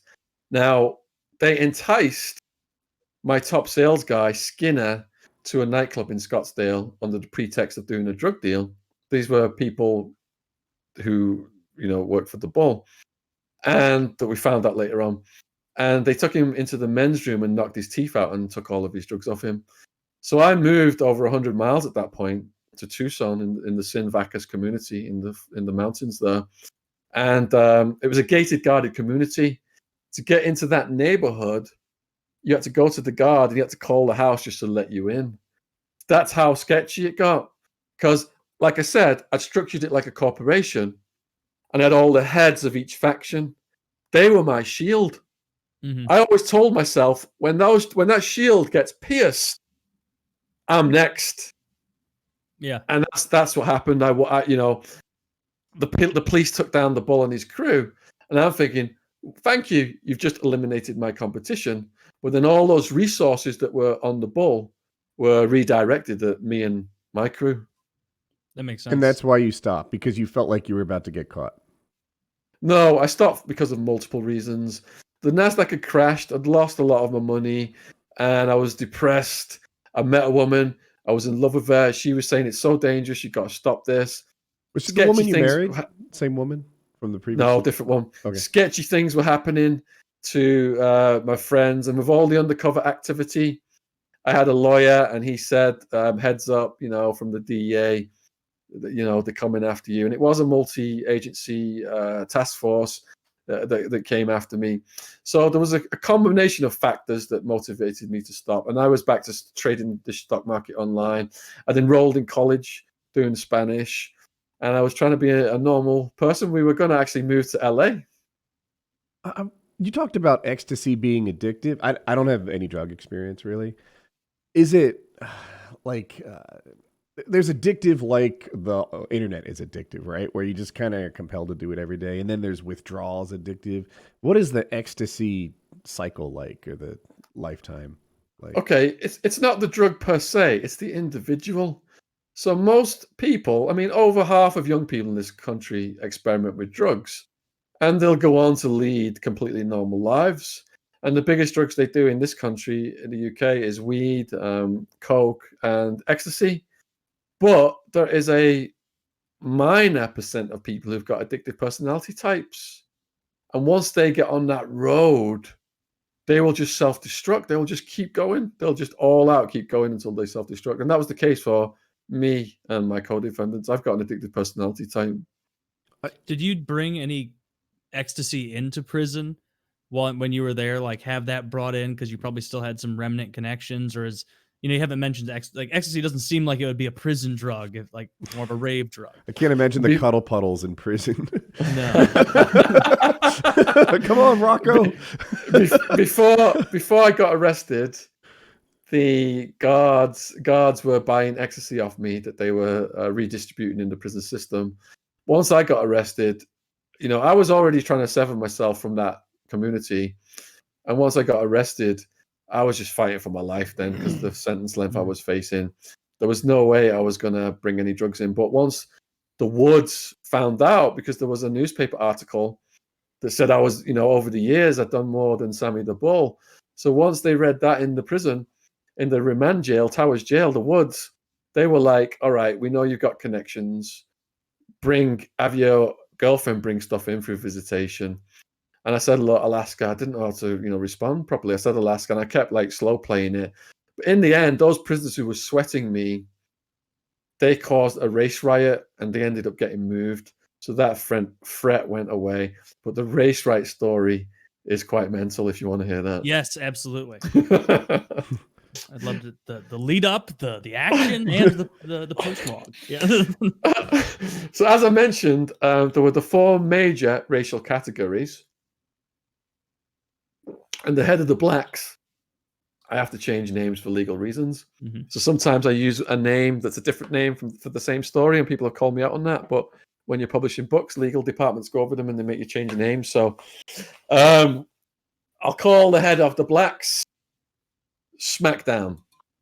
And he was a boxer, and he had never lost a fight. And he was bullying members of all races for commissary. He came in my cell and he tried to bully a Snickers bar out of me. And I was like, look, can't eat the food in here. That's like a meal for me. If I give you that now, you know, I'm not going to have a meal today. So he was sweating me, and he ended up going away. But he did sweat people and get stuff out of them. So all the heads of every racial category except for the blacks got together, and they said, we've got to do something about SmackDown. Well, you know, if we have one guy say to him, look, one-on-one in the cell under the stairs, because he's such a trained fighter, he's going to win. And that gives him his right to stay then, because he's won the beef. Mm-hmm. So what we'll do is we'll send a torpedo in from each race. Now, a torpedo is someone who's just going to go in, no questions asked, do whatever the head of the race says to earn his stripes. So you've got a Mexican national torpedo who was called Diablo. You've got a Chicano torpedo. I can't remember his name. And then you've got a Wood torpedo who my crew knew, and Wildman knew this guy. He was like some tough cowboy guy out in Nebraska or somewhere like that. And they also say, right, we're going to send 3 in, and we're going to have 3 more outside the cell, just in case, you know, in case it goes bad for the first 3. Is this guy big or just skilled? Like, is he a 130, 150 pound champion or like a 210 pound champion? Like, how big is this guy? He wasn't as big as my mate T-Bone, but we can get to him later on. He was like John Coffey out of that movie, that Stephen King movie. Yeah. He was a decent sized guy. Boss. So the blacks are downstairs. The day room in Towers Jail, it's got these octagonal silver tables bolted to the floor. Then there's a metal grid stairs running up to 2 tiers of cells facing the front. Now, there's 4 pods exactly the same like that in this tower, and in the middle of the tower is a glass bubble raised up with 2 guards overwatching the 4 separate pods. So, in the day room of this, the pod was designed for 15 men. The triple bunk, they've got 45 guys in there. So in the day room, you've got the blacks on the table doing the gambling, cards, dominoes, whatever it was. And SmackDown is up in his cell. The heads of the races, they give the green light. So it goes off upstairs. The 3 guys go in. You've got more guys outside on the stairs guarding the position. And you got the blacks now downstairs starting to notice that something's kicking off. All of a sudden then, the whole pod just starts fighting. People are picking up mops and brooms and doing ninja moves. And the guard on duty, he was a really tough guy. He was supposed to wait for backup in a riot situation. He put on a spacesuit. He grabs a fire extinguisher-sized canister of chemical spray, and he's working his way down now from the fishbowl, the bubble. It's like a spiral stairs. So he's going to come out at the base of the tower, open the sliding door, and come in and spray everybody. And he's kind of come in right behind me. I was on the phone with my girlfriend. They cut the phone line. I'm trying to get up the stairs. This huge black guy comes down the stairs like a bowling ball, knocks everybody over. It's crazy. People are battling for positions on the stairs. I'm trying to elbow my way just back to my cell. The guard comes in. He starts spraying. When you spray that stuff, snot just streams and your eyes just water. Mm-hmm. And people did disperse. I managed to get back to my cell. I've got a cellmate called Troll, and I've got another cellmate who's an old-timer. And the old-timer says, look, when that chemical spray gets released, what you've got to do is you've got to wet your towel, wrap it around your head, and keep blinking and blinking and blinking over and over again. And that washes the chemical out, which is what I did. Now, the guards come in, the backup guards. Everyone's in the cells, but we can still hear fighting. So I'm getting curious now. You know, I want to look out my towel, out my plexiglass window. And what had happened was the torpedoes, 2 of them had managed to get out of SmackDown's cell, but the white torpedo was still in there, and they were just opening up with the chemical spray, and they were fighting blind. Now, what I later learned was when the cowboy went into SmackDown's cell with the 2 other torpedoes, he snuck behind him, and he got behind him, and he managed to get him into a headlock. But because SmackDown was a trained fighter, he pushed the guy back against the wall, tilted his head forward, flicked it back violently, and instantly broke the cowboy's nose. Mm-hmm. The cowboy's holding onto his neck, and the other guys are just punching the shit out of SmackDown. But he was so tough, it wasn't really having much of an effect. So when the spraying began, the 2 torpedoes, they got out, but the cowboy didn't get out in time. And now you've got this fight of the blind men until that stopped. Now, when that did eventually stop, the cowboy comes out first, and his nose is pointing in the wrong direction. And he says, in his polite cowboy twang to the guards, he says, "Before you handcuff me, do you mind if I put my nose back in place?" And they're just looking at him like he's crazy. So the guard nods, and he just gets his hand and just puts his nose back in place. Yeah. So they take him away, because if you're in a fight like that, you're going to go straight to lockdown and the punishment block. They take him out. Then they bring SmackDown out. SmackDown looks completely uninjured. Oh no!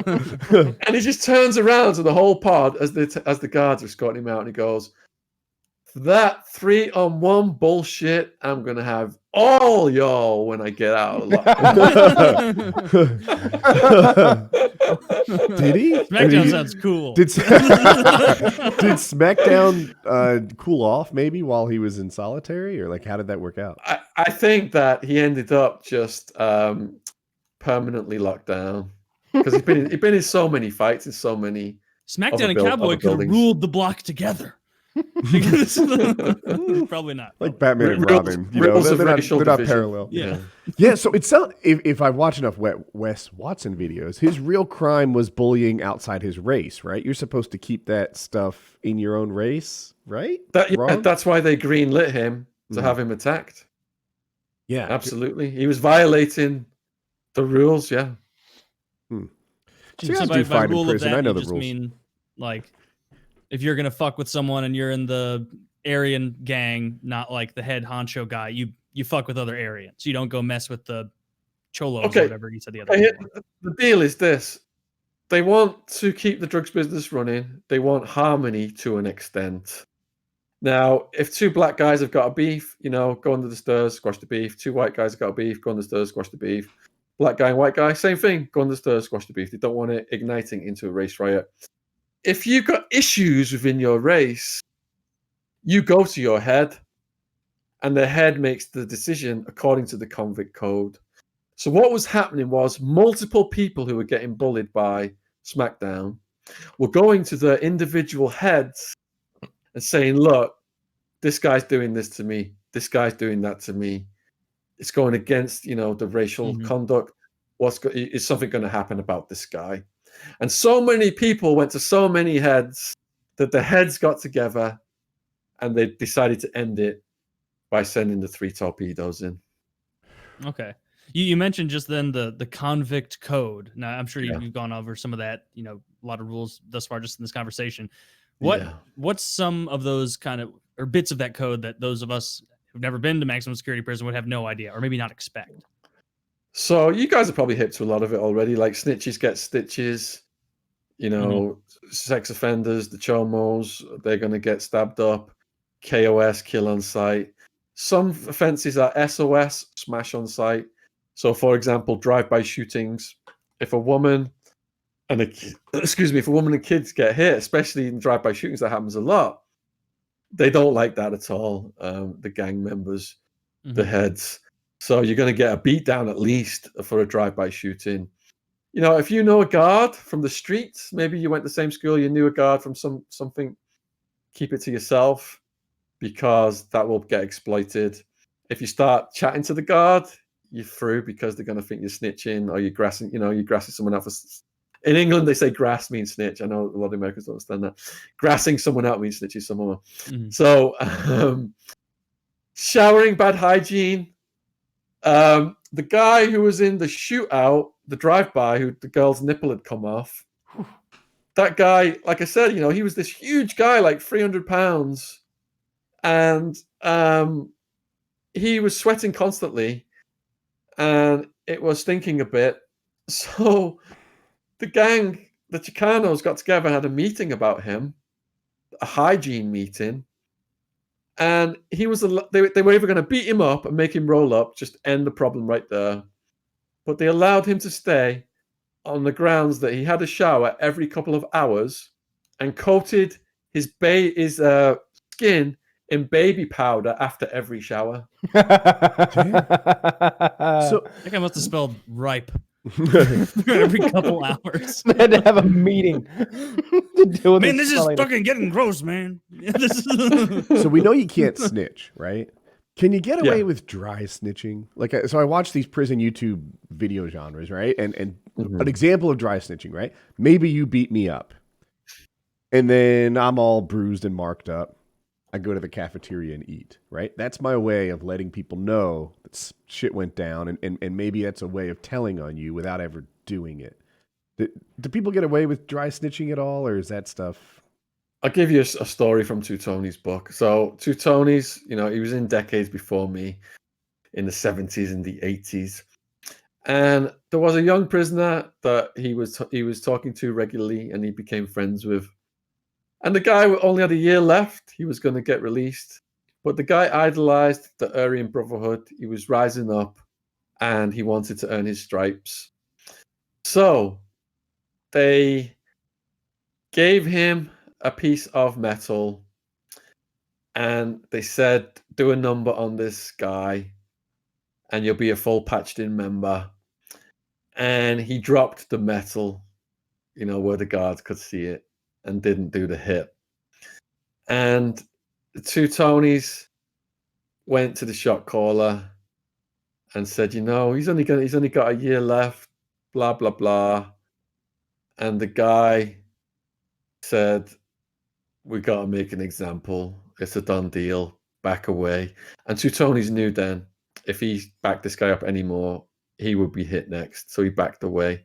And he said he was on the rec yard. And he just talked to the kid. And the kid said, well, hey, fix me up with the fellas. I'm going to go and walk the yard with this guy.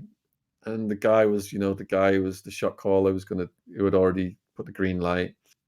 And Two Tony saw the torpedoes, the probates digging up the shanks on the rec field. And the guy's got his arm around, like the youngster telling him, you're going to be all right. And then they just come up and did the hit. And he said, yeah, and it really affected Two Tonys. And he said, it made him want to help people later on in his life. Two Tonys was released from that sentence. And the guy who was responsible for that hit, he ends up showing up at Two Tonys' house when he got released. And Two Tonys helped him out because they were all clicked up, these Aryan Brotherhood guys. But then the guy started to take over Two Tonys' house. He moved the crystal meth chemist in. And Two Tonys knew this guy was going to kill him. So Two Tonys said, look, let's go and do this robbery in Flagstaff, I think it was. And he's driving up there with him, and he knows, they've got a gun and they're going to take him out. Two Tonys gets out of the car at a gas station, just turns around at the window and just fucking shoots the guy and kills him. So he did kill the guy eventually. Wow. So yeah, they put a hit on that young guy with only a year left. Yeah. I'm naively still hoping a hit means he got like a black eye. No, he's dead. He's dead. Yeah. He's dead, huh? Shanked in the femoral artery and shanked in the chest plate. And he didn't survive that. That's the quickest way to go. They'll get your heart and they'll get your femoral artery And he Because I've got that? a video on my channel of an Aryan Brotherhood gang member murdering another prisoner who had refused to beat someone up for the gang, and he doesn't have access to a shank or anything. And bear in mind, this is the Maricopa County Jail's security camera. The guard is supposed to be watching this, stopping any trouble. So what happens is the prisoner goes back to his cell. Everything seems fine with the gang members. The shot caller, what was his name? Van Winkle or something. He walks up the stairs, goes in the cell. A fight ensues, and then for 10 minutes, he just starts smashing this guy's head over and over and over into the concrete. And he keeps looking at the guard's camera like, what the fuck? You know? So the guard still haven't responded 10 minutes in, and then he just starts stomping on the guy's head and neck. And the guards did that. No, the guard, the murderer. Oh, okay. So 20 minutes in, the guy's dead. God still haven't responded. Jesus Christ. He picks the corpse up, brings it out of the cell, right in front of the camera, like he's trying to show it off. Tries to throw it off a balcony. It gets stuck in the railing. The guards still don't come, so he just starts kicking it and kicking it and kicking it and kicking it. And then eventually they come in. He claimed it. Because of the smell. Yeah, when he started rotting and decomposing.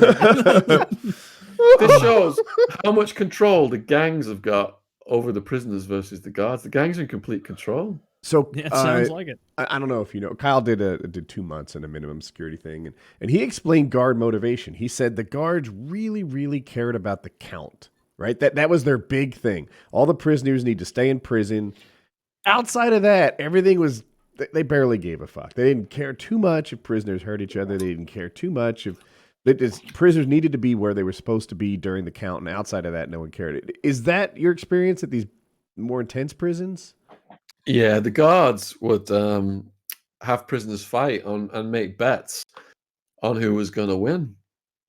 And that race riot situation, the head of the whites was this guy called Gravedigger. He was like a cage fighter, 6 foot something.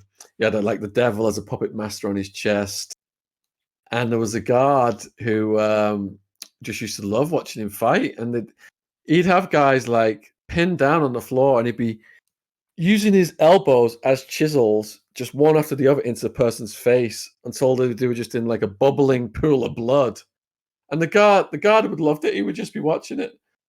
I'd like yeah, that too, so that's pretty cool. Don't fuck with the count though. Fuck with the count, and you are through, man. Did the guards ever use the other, like? So I used to know a couple prison guards, and they used the inmates to discipline each other. You know, that people would get raped, and they're laughing as they tell me the stories and clapping to imitate the sound of the rape. And I'm horrified at this, right? Some guy is getting raped, and they're thinking it's a funny way to discipline a guy who's been a pain in their ass. Is that... Well, like I said earlier, even guards who have well-meaning intentions, within 6 months, the evil, negative environment, that energy has absorbed them, and they become stone cold at first, but then there becomes this us versus them mentality where, you know, both sides are trying to get over on each other, and both sides have got equally insidious senses of humor when it comes to bad things happening to the other side. So yeah, guards might be like that, but you know, prisoners equally would make jokes about the guards. And if a prisoner intervened in a situation, let's say a female guard was getting attacked or something like that, it could go either way, you know, depending on who the shot caller is. If you've intervened on a female guard's side, then you're a sellout, and you're going to get green lit. Or, you know, you protecting a woman from potentially getting raped, preventing a sex offense. Right. Depends who the shot caller is. Who it's would like, make are that you call, for yeah. sex offense or against? Because you're kind of getting mixed messages here from some of these shot callers. Right, both. Depends who the shot caller is. Yeah. Raping Steve's in charge this week, though, so Here's the in regular life in America, it's pretty uncommon for a policeman to be intimidated by a bad guy, right? Out here, they have complete authority, and if they don't, they just bring more and more and more cops until they get complete authority and overwhelm, and then bad guys don't get to push around cops. What about prison? Do prisoners push around guards? Do guards ever feel like they need to get in line, or they'll, I don't know, hurt their family? Okay, what pushes around people from every profession to do with the police and prisons What was that first? Did you and say the wealth courts? pushes around? What pushes them around is money. And I'm talking the money from the black market in drugs. By keeping drugs illegal, a black market, they estimate it's almost $1 trillion a year. So some of that money is going to corrupt prosecutors, going to corrupt police, going to corrupt judges, going to corrupt guards. And that's what we see happen. Yeah. Oh, so they're not necessarily intimidated that this Aryan Brotherhood could maybe, I don't know, hurt their kid who goes to school or their wife at home. Oh, yeah. They are. That's part of it too. Yeah, they find out where guards live and drink, and they send women to seduce them to bring the drugs in. So they'll get them to cheat or just do something that'll hurt their home life, and then they'll they find a blackmail weakness and they'll exploit it. Yeah. I've got a non-bad guy question. You're a finance person. The world is in a bit of a financial turmoil. You think market's going up from here, or is this some little bear trap, a little hiccup before it crashes much further? Is this economy going to recover like it's shot out of a cannon with pent-up demand, or unemployment weigh it down? Where do you see us going? We saw a 50% drop, and in a bear market, the average length of a bear market is 9 months. We saw the initial 50% drop, and even in a bear market, the market spends most of its time going up because the drops are so sharp and sudden. So now we've got this bounce that's just prolonged, but it looks like it's running out of steam. So I think that the bounce is Dow Jones was 18,000. We're back up now around 24,000. On the second wave, we could easily see 18,000 getting taken out because the economy is not just going to return to normal. I was asked, years ago about the Bitcoin bubble when it was at its high, and I said, look, this is going to work its way down from here on out, and there'll be huge rallies. But when everybody and their pet dog are asking me for advice about investing in Bitcoin, it's a bad sign. There's a saying in the stock market: when your barber starts to give you stock tips, run the other way. Mm-hmm. So whenever people start emailing me, and it's happening again now because Bitcoin's bounced. Should I invest in crypto? Should I invest in cryptos? It's obviously, it's going to go down again soon. It's weird. I've always considered one of my indicators to be a little contrarian, right? When all the news is bad, when no one thinks it's going well, that might represent a bottom. Or it could be accurate. Who the hell knows? And when all the news is good, kind of like what you were saying, right? When your barber's excited about stocks, that might be an indicator that you've hit the top. And the trick is to find out where that is. But it's almost impossible because how high and how low can psychology take things? Yeah, that's not my trick. I just dollar cost average for my whole life. There's a book called Understanding MACD, MACD. Okay. And if you look at the bear market that happened during the credit crunch, the MACD indicator really did call those waves quite accurately, and it's starting to roll over now into a bearish crossover. So if people want to go down that road, that's a good indicator to look at. So I'm not familiar with the MACD indicator, but I have watched stocks for 30 years now. And I feel like indicators can come and go out of fashion, right? Like here's one that's never been wrong until this one goes wrong. Motley Fool had a fun one, the Dogs of the Dow, right? That always had, they just picked whichever Dow stock did the worst the year before but had high yields or something like that. And they, tested it all the way back for some X amount of years. It was like, this Dogs of the Dow strategy is great until it wasn't, until they picked stocks like Kodak that didn't come back. And so all you can do is use as many indicators as possible that you are familiar with and rely on to maximize your probability of success. And nothing is infallible. Black swan events will occur.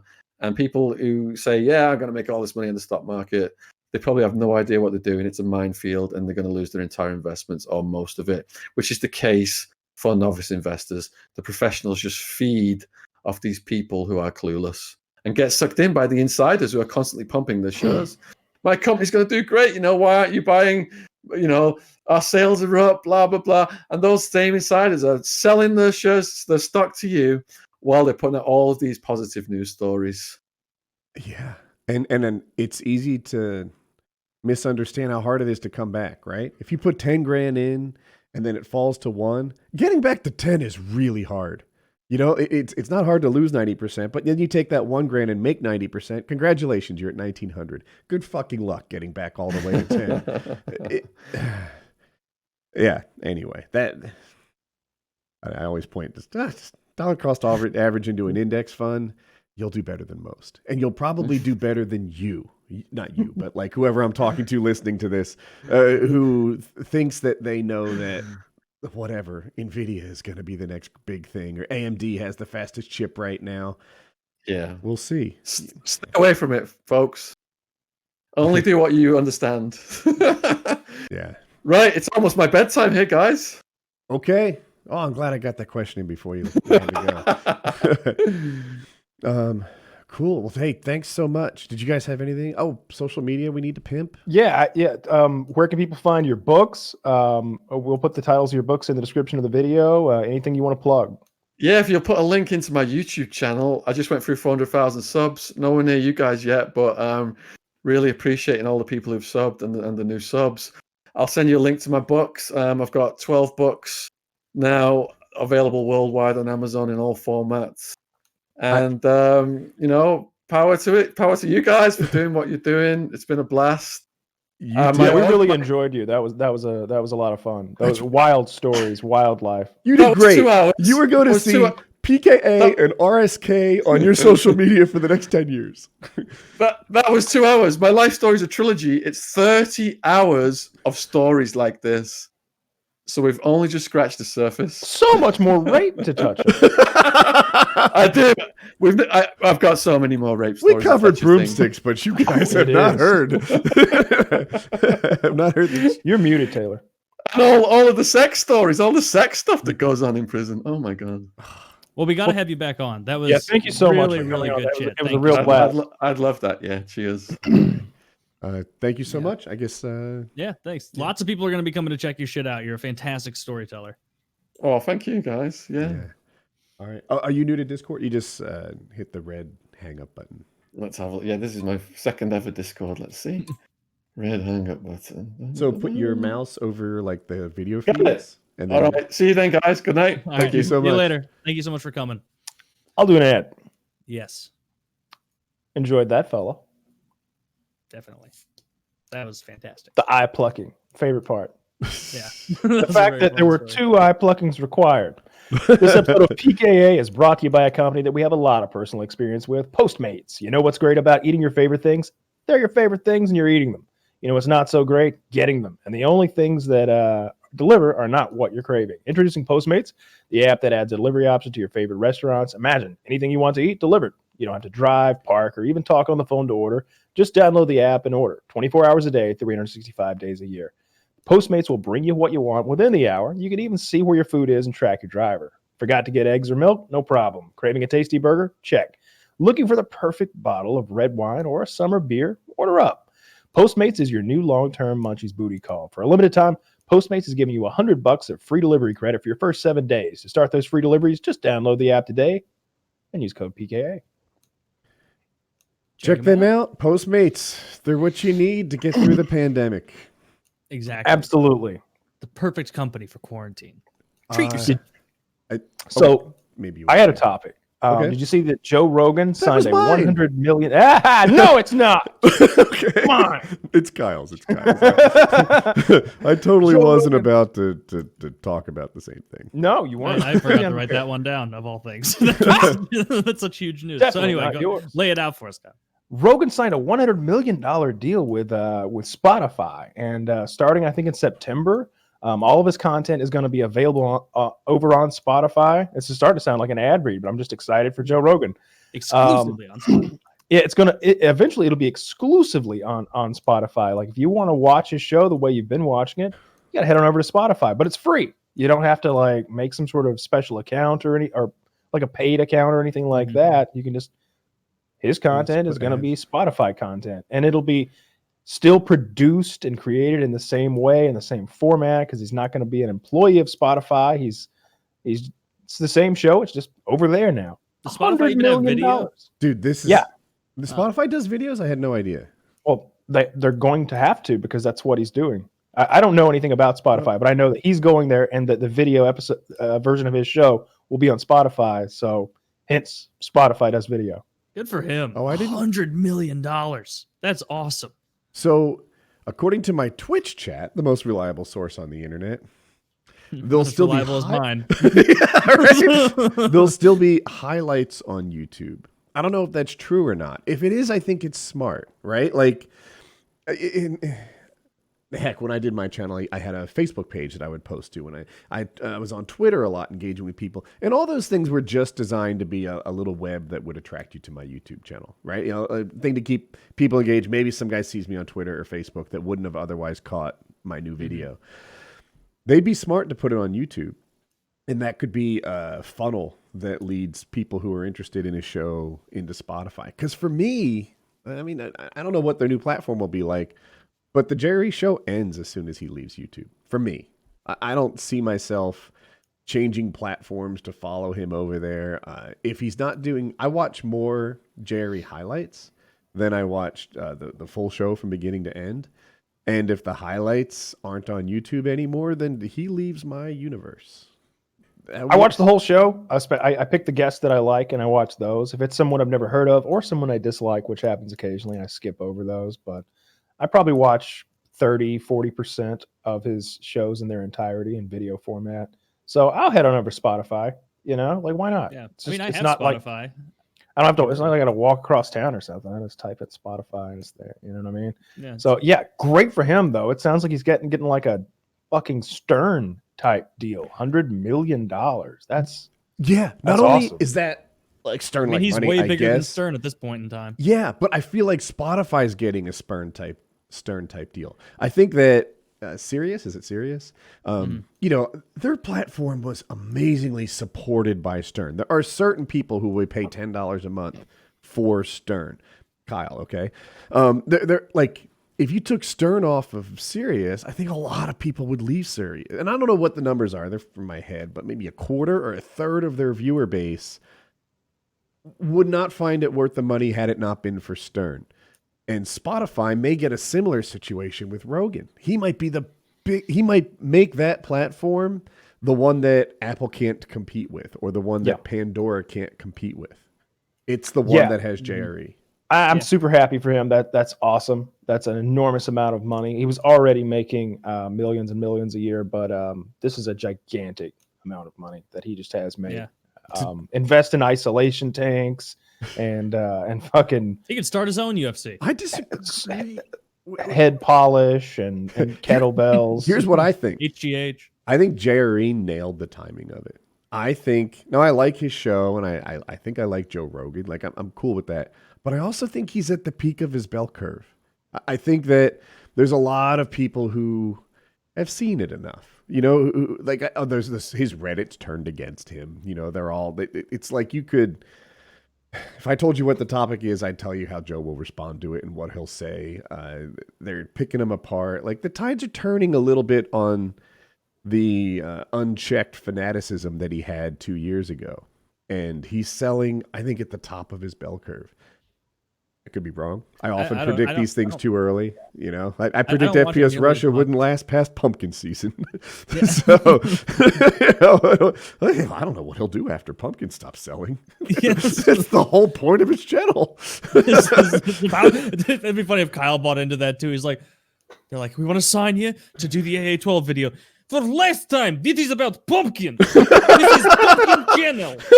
I'm negotiating in the accent. We're going to pay you $400,000 for this.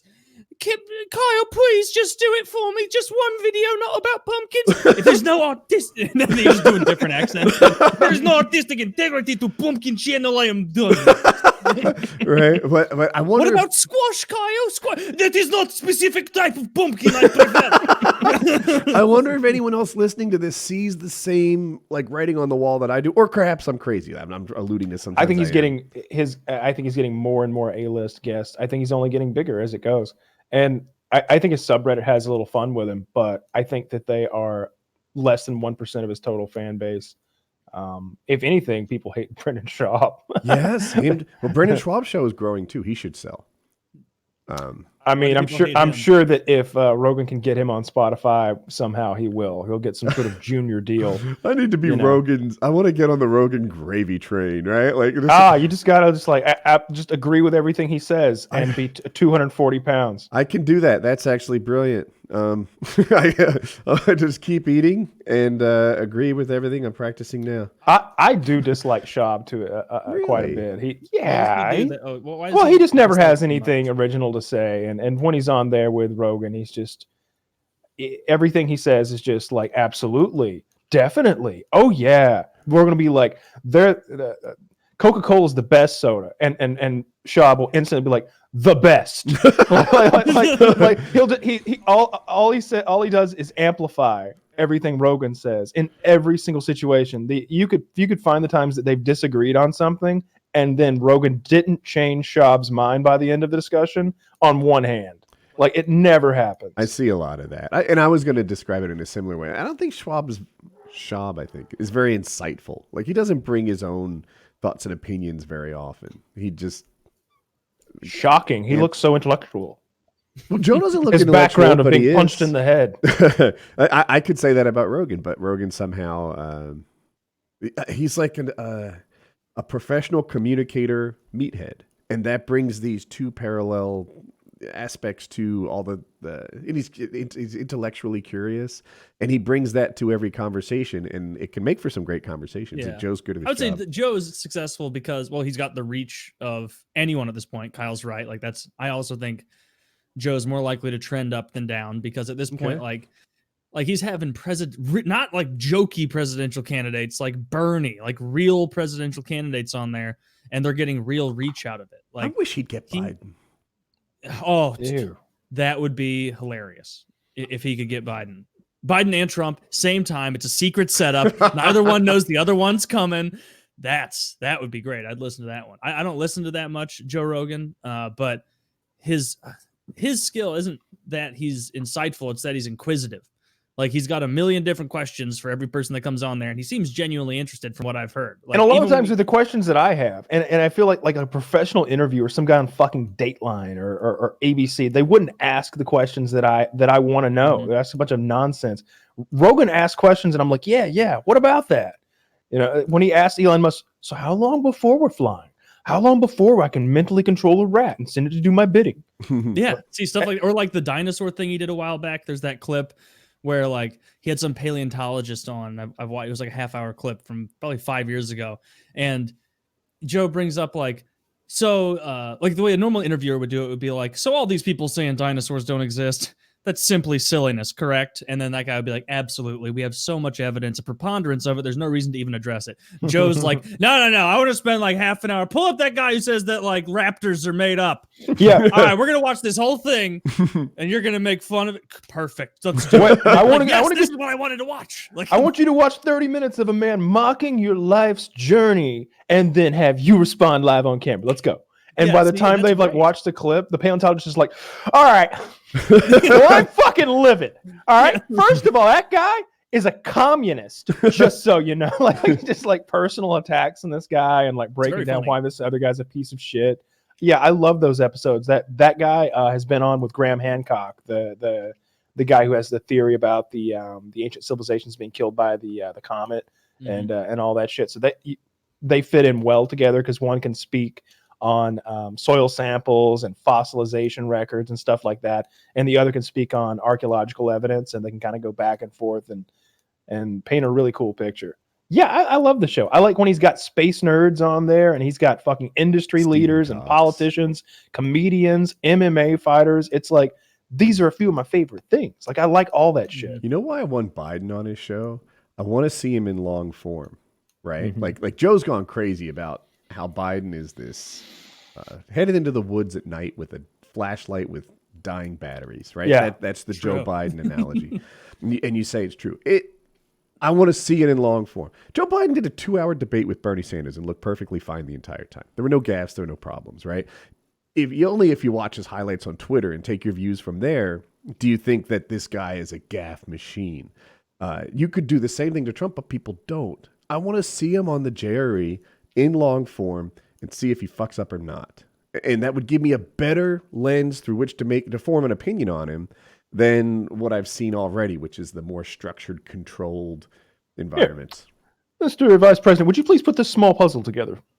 There are 8 pieces. I hung out with black kids in the 70s too. That's that's great. We You know haven't about even the black smoked children. yet, Joe. You haven't even. You want to get high, Joe? It's like, well, 1 second. Joe goes in the bathroom and calls the police. Do that. Have Joe talk Rogan. about Joe Rogan. Have Joe and Joe. Wow, just realized Yeah. that have them debate marijuana. I saw Joe debate Steven Crowder on marijuana. One of the few times I've seen him kind of heated. And Rogan did a great job. And Crowder talks about stuff like this for a living, and Rogan held his own, if not won. So It's so funny that would be the thing that Rogan gets like. It's like, Yeah. you don't love pot. What do you mean you don't love pot? in Things particular, like he that, didn't love I've- pot legalization, and Joe was all for it. Yeah, he did an equally good job back in the day, going back and forth with one of those ESPN guys about about mixed martial arts and how it was human cockfighting Versus and, boxing, right? It was against versus- a boxing fanatic. Yeah. That was early. That was before the JRE, I think. But it was Yeah, he's got all his hair. Yeah, that's a while ago. Uh, I'm really happy for him. I'm glad he's making all that money. That's great. He'll be able to buy so much fucking elk meat. Oh my god. He doesn't buy elk meat. He I wonder runs what his own. So, That's true. according to those totally unreliable net worth estimators online, Rogan was already worth like 30 or 40 million, I'm trying to say. Yeah. Let's say this $100 million deal is true. And that adds, I don't know, $450 million to his net worth, right? Like, I'm trying to take out taxes. Okay. Whatever Yeah. portion of Worst the case people scenario, own. he's getting 50. My Twitch chat says Jamie gets 10%, so that's undeniable. Okay.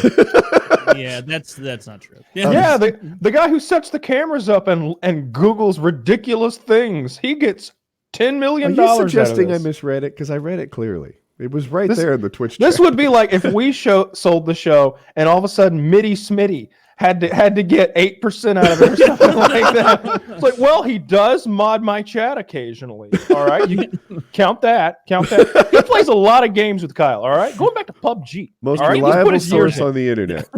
I'm sorry, Mitty, but you probably don't get a percentage of the gross. But anyway, of that, if he sells it for 100 million, let's assume that maybe half-ish actually lands in his bank account. Maybe there's other partners. I don't know. Maybe more. Maybe For 2/3. you. What does that do to his life? If he goes from Nothing. being worth 30 million to 90, Nothing. Yeah, he's already got the same. a super nice house, and he's already got his family established, and he's got all the toys he could want, and he already does all of his favorite hobbies whenever he wants. He already has a schedule he makes himself. Nothing's going to change. does it impact his motivation on the show? Because now I feel like he's previous to the Spotify deal. I feel like he's motivated by growth, maybe by money, fame. I don't know. Something's motivating him to do like a Well, there's a contract in place now. There's going to Right. be Well- probably a minimum amount of shows per month or per year or per quarter. yes, but he already knows the money amount, right? So like, let's say I'm a big time Twitch streamer. I go to Mixer and they say, Woody, you get paid this much and you have to stream 20 hours a week. I'm like, fuck. Doesn't say shit in here about how popular I am. So I start streaming, I don't know, the lowest effort shit I can find. My Well, you'll favorite stream game what you instead love. of a popular game. You know, like it will change whatever motivates you because you already know the. But he money. already does that. He already does. like puts on the shows that he loves. True. Brendan Schaub was the guest 3 shows ago. All right, like he puts his friends on. He puts people that he likes on. Tony Hawk was the guest today. I don't think Tony Hawk's knocking any barn doors down with his popularity anymore. Uh-huh. Yeah, he was Great I mean, point. his, Yeah, I see know where what I you're mean? headed on this. Joe already does what Joe wants to do. That's why he's not on this show. If Joe was desperate for popularity, we'd introduce him to 100,000 people or something, right? But Joe Sure. does what Joe wants to do. There's no, like, if we were like, Joe, we'll give you 10 grand to get you, he'd be like, yeah, suck my dick. If we offered What are we him, talking about? Like 3 seconds of work? Because I'll like pop in and go, ha ha! And I then don't you think he send a would. check. I don't think if we offered him 3 million, he'd be willing to do something he doesn't want to do. Right? Like Kevin Smith tried to get him in a movie for a little cameo for money, like $1 million or something. I don't know the money amount, but Joe was like, yeah, that's not something I want to do. And Kevin Smith is like, that's so on brand for you. Just to flip Kevin's the middle finger and say, I only do what I feel like doing.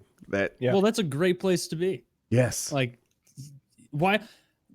Less people are going to see whatever movie he decides to cameo in than will listen to a podcast he puts out over the course of a month. Like, not even close. He's bigger than Stern. He's bigger than everyone at this point. Nobody holds a candle. The only person I can think of with like big active listeners, maybe Rush Limbaugh. Sean Rush Hannity's Limbaugh's quite big. Yeah. enormously popular. Yeah, probably like Rush and Joe. The people are with top nationally two. syndicated radio shows that go on daily. Yeah. And it depends how you like And how you aggregate. parse out, how many people are actually. Because easy to like Sean manipulate. Hannity does like his radio show and then his TV show at night. Do we add both those numbers together, even though there's overlap? Do we even add them at all? You know, and then with Stern, there really is no very accurate way to determine his numbers. Last time I checked, Sirius had around 35 or 40 million subscribers, paying subscribers, mind you. Most of them are there for him. I know the only reason I was paying for years was for him. It was only when his content shifted and became so lame. I was paying really for the best ofs because they had the two channels. They had Sirius 100 and 101, and I believe on 101 it's all reruns going back to like the 80s or something like that. And I was listening to all of that.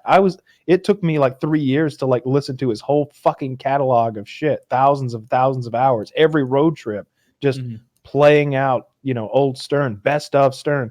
And then when you finally get through that catalog and get to like, all right, let's see what he's doing today. It's like, he's doing a really terrible interview with Charlize Theron.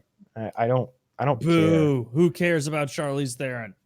I mean, I would maybe if he interviewed her like the way he would have interviewed her in 1993. Right, got her to talk about her wedding night or masturbation or something. Yeah. Like I notice you've got some big labia down there. I always the talk around town is your labia. If he was just a piece of shit to these celebrities, that's what I enjoy. I think I always enjoyed, the sex questions and stuff, but also that really treated them with a lot of disrespect and disdain. And you could tell that sometimes they were not accustomed to that. O&A had that same vibe of treating celebrities kind of shitty, and it was nice. I'm not saying you're wrong, but I took a different vibe from it. I feel like he got celebrities to open up in a way they never would on any other platform. Like I suspect we got the version of Britney Spears that her friends got because Howard just, I don't know. I don't want to say weaseled or slicked his way into making someone feel comfortable, but that's maybe you get the intent without the evil. Yeah, he massages them, and when he lulls them into complacency, and then he sort of hits them with those harder questions toward the end of the interview. That's sort of his style, but it's gotten less and less entertaining over the years to the point where I don't care about it anymore. And I realized I hadn't turned it on in weeks and weeks, and so I just stopped paying the bill. So I like the Joe Rogan show, but I'm curious about Joe Rogan's story and how the Spotify changes it, if at all, right? We've established he only does what he wants to do, so he could just keep doing that. Or I don't know. Now is he maybe there's better content now. Maybe part of this is like maybe I'd love to see him do video of one of these hunting trips that he goes on. I'd love to see like a TV show that's just his hunting season, that it's him like packing up his gear at his house and his buddies are coming over to meet with him. And maybe you throw in Brian Callen or Brennan Schaub and they're sort of a fish out of water. And then they fly out to Alberta or wherever the fuck and get their gear and meet with the guide and go through a whole hunting season, including like whatever they're doing when they get back to the lodge and the butchering of the meat and the cooking and the hunting and the eating and the bullshitting. Might be. I'd like to see all that. But you know where that falls off brand? I don't think he wants to do that. I don't think he wants to share that. Like I feel like Joe's like, that's my me time. And He's done something like that Okay. before called Shooting the Shit or something like that, where it was like him and Brian Callen out hunting. He But went I on want some something really in show. depth. Yeah, Yeah, that show Meat Eater or something. Or maybe yeah, that's not something what it's like called. that. maybe But I'm I off want target, something that's yeah. more about him and really like following right on his shoulder like a parrot. I'd like to get more into his life. I'd like to know about his home life and like I'd like to see his garage full of cars the way they do with Jay Leno and Yeah. Is he a that big sort of car thing. guy? I He didn't even is, know. yeah, Yeah. he's super into cars. He bought a $250,000 Tesla and he's like, Elon did me a favor coming on the show, so I bought a Tesla and kind of hit it back. It's like, if Elon comes on the show, I still can't buy that Tesla. Oh, come on, you get the 3 at least. But I want to continue not to work. I don't want to. Joe can do both. Yeah. Yeah, So this is go ahead, Kyle. I was gonna say I'm gonna get that Tesla truck next year. I think it's between that Tesla truck or a new Camaro. I haven't decided. It also depends where you live, maybe. I just in my head, I'm like, if you go to a place that snows, the Camaro might be the wrong choice. I know that's what's in my head as well. It's like shit. You might need Depending two on- cars, Kyle. I You might mean, have a 2-car problem. we could make that happen too. But in any case, very happy for Joe Rogan. Very cool stuff. Yeah, I've got nothing but love for him and curiosity for his story, right? Like, probably a lot of people do this, but I'm just like, I'm interested. Chael Sonnen's another great one, right? I've enjoyed watching Chael Sonnen's life arc since I started following him, I don't know, 10 years ago, whatever it was. I find it interesting. He has this opportunity magnet of a YouTube channel now where he talks about MMA things, and I wonder where that takes him. Does it make him an ESPN broadcaster going forward? Does it give him a job like Daniel Cormier's? Does he become the next Dana White? Like, where's Chael Sonnen's career arc is super fascinating to me, and I like to hear him do his thing. Do you want to talk about? He needs a TRT clinic. Ooh. He'd be a good spokesman for that. Oh, I do want to talk about his thing, but look, I'll send you a link. This is just something that maybe you and I will really appreciate, and maybe I shouldn't even do it right now. But look, Vitor Belfort, aka posted this. Did you see this? No, I didn't see it, but Look, he says, "Happy birthday! Let's go one more time for another adventure. This time will be the first dance, along with the last dance, the beginning of a new journey. Stay tuned for more news. The Phenom is going to reinvent himself one more time. Team run together." And he's got the TRT is like separated out with hyphens. You can't. I'm showing everyone this picture. It doesn't demonstrate that how much he's regained his form. So if you don't know, this guy was on steroids at like 19. I think he was a UFC champion. If not, he was very close to it. Maybe he lost a champion bout. And then he's had all the natural career arc. Then TRT Vitor came. And that guy just ran through the middleweight division. He was fierce. The only guy that could beat him was TRT Anderson Silva, actually. And, and he just battled everyone. Then he got caught for steroids. Again, he's a repeat offender for getting busted. No, or did they catch him? Or maybe they banned it? No, they changed the testing. Banned it. Yeah, so the it was reason always is- banned, but he had a therapeutic use exception, I think. And he just took way more than he needed. Well, there's a difference between steroids and TRT, right? So he was the reason he needed TRT is because he had abused steroids early in his life, and now his body's not producing even an adequate amount of testosterone. So when they start testing, he really goes downhill as an athlete, not even where he would be before he started using performance-enhancing drugs. So they allowed for testosterone replacement therapy, which is legitimate therapy. He needed it. Although they were definitely giving him more than he needed. They juiced him to the fucking gills. They were pumping so much tea into this man. His levels had to be over 1,000, 1,500 or something. And he came back in and smashed once again for years. And then they made it illegal again. And then you saw his physique completely decline. And now he seems to be indicating that he's back with the TRT. This picture that was on the screen for a while, he's wearing a shirt, so you can't tell. But I've seen other recent Vitor pictures, and I mean, he looks great. This guy responds well to steroids. So that I think most people do. yeah, I haven't heard time. anyone who doesn't. Oh, I guess people die. That's Well, they abuse them. yes. I more plates, more dates did a video, call it last week or something. And this guy died at 50 something. And he was like one of the proponents of sustainable steroid use. You know, like he didn't go bonkers like bodybuilders can. He was just like, this is how I do my steroids. This is, I take my gear. I mean, he's not lying about it. And, but he didn't go over the top crazy about it. And my impression of the video is that it hit Derek, right? More plates, more dates kind of hard, because he's like, fuck, this guy was about doing it right. And he still lived into his 50s. Like, he talked about his dose the other day. I watch his channel occasionally too. Mm-hmm. He's only taking 125 milligrams a week. Yeah, he is even though he must, I would describe him as a hyper responder, but I don't know what the fuck I'm talking about. But even though he looks like a jacked, super strong guy, his dosage is under control. You know, he's not doing anything crazy if you just go by his dosage compared to other people's. And he often advocates, like, you know, you're taking too much. You don't need that much to look good. Yeah. So, yeah, he doesn't take that much at all. yeah. You got a child molester here, Taylor? Get a little Chomo action? Yes. So there's a story out of, what is this? The Tampa Bay TB. I assume that's Tampa Bay Daily News. So title of the article, alternative school teacher confesses to murdering sex offender on community Facebook page after seeing him try to lure children. And so the guy on the left here, Taylor, the hero. when you look to the side, your mic's not in front of you. Can you adjust? Oh, sorry. Yeah. So the hero on the left, looking pretty fit, is the one who murdered that ghoulish Mario pedophile creep on the right. And he was so, and you scroll down on that, and you'll see a post from Matteo Condalucci looking absolutely like he's heading to the yearly pedophile awards. And he's got, look at his mustache. Oh, no. He just says, "Hi, my name is Matt. I am from Buffalo too." Clearly writing that to a child. But basically, this guy had been caught fucking around with kids, and he put this, and he started doing like a youth outreach ministry thing that look was at him targeting with children. I'm Look at him showing with it the to him. priest get up on. Yeah.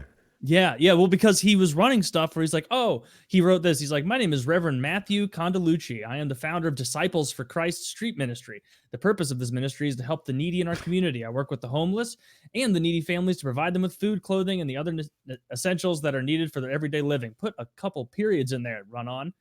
I receive a lot of my donations from different stores in the community. There's a tireless effort and demands a lot of attention and hard work, and basically, you know, food, homelessness, all that. And it shows him cutting a young child's hair there, and he's clearly luring in children. Giving back to the community. Okay. Giving back to the community. And this guy, what was his name? James Fairbanks, the guy who took care of business, wrote on Facebook. We'll see.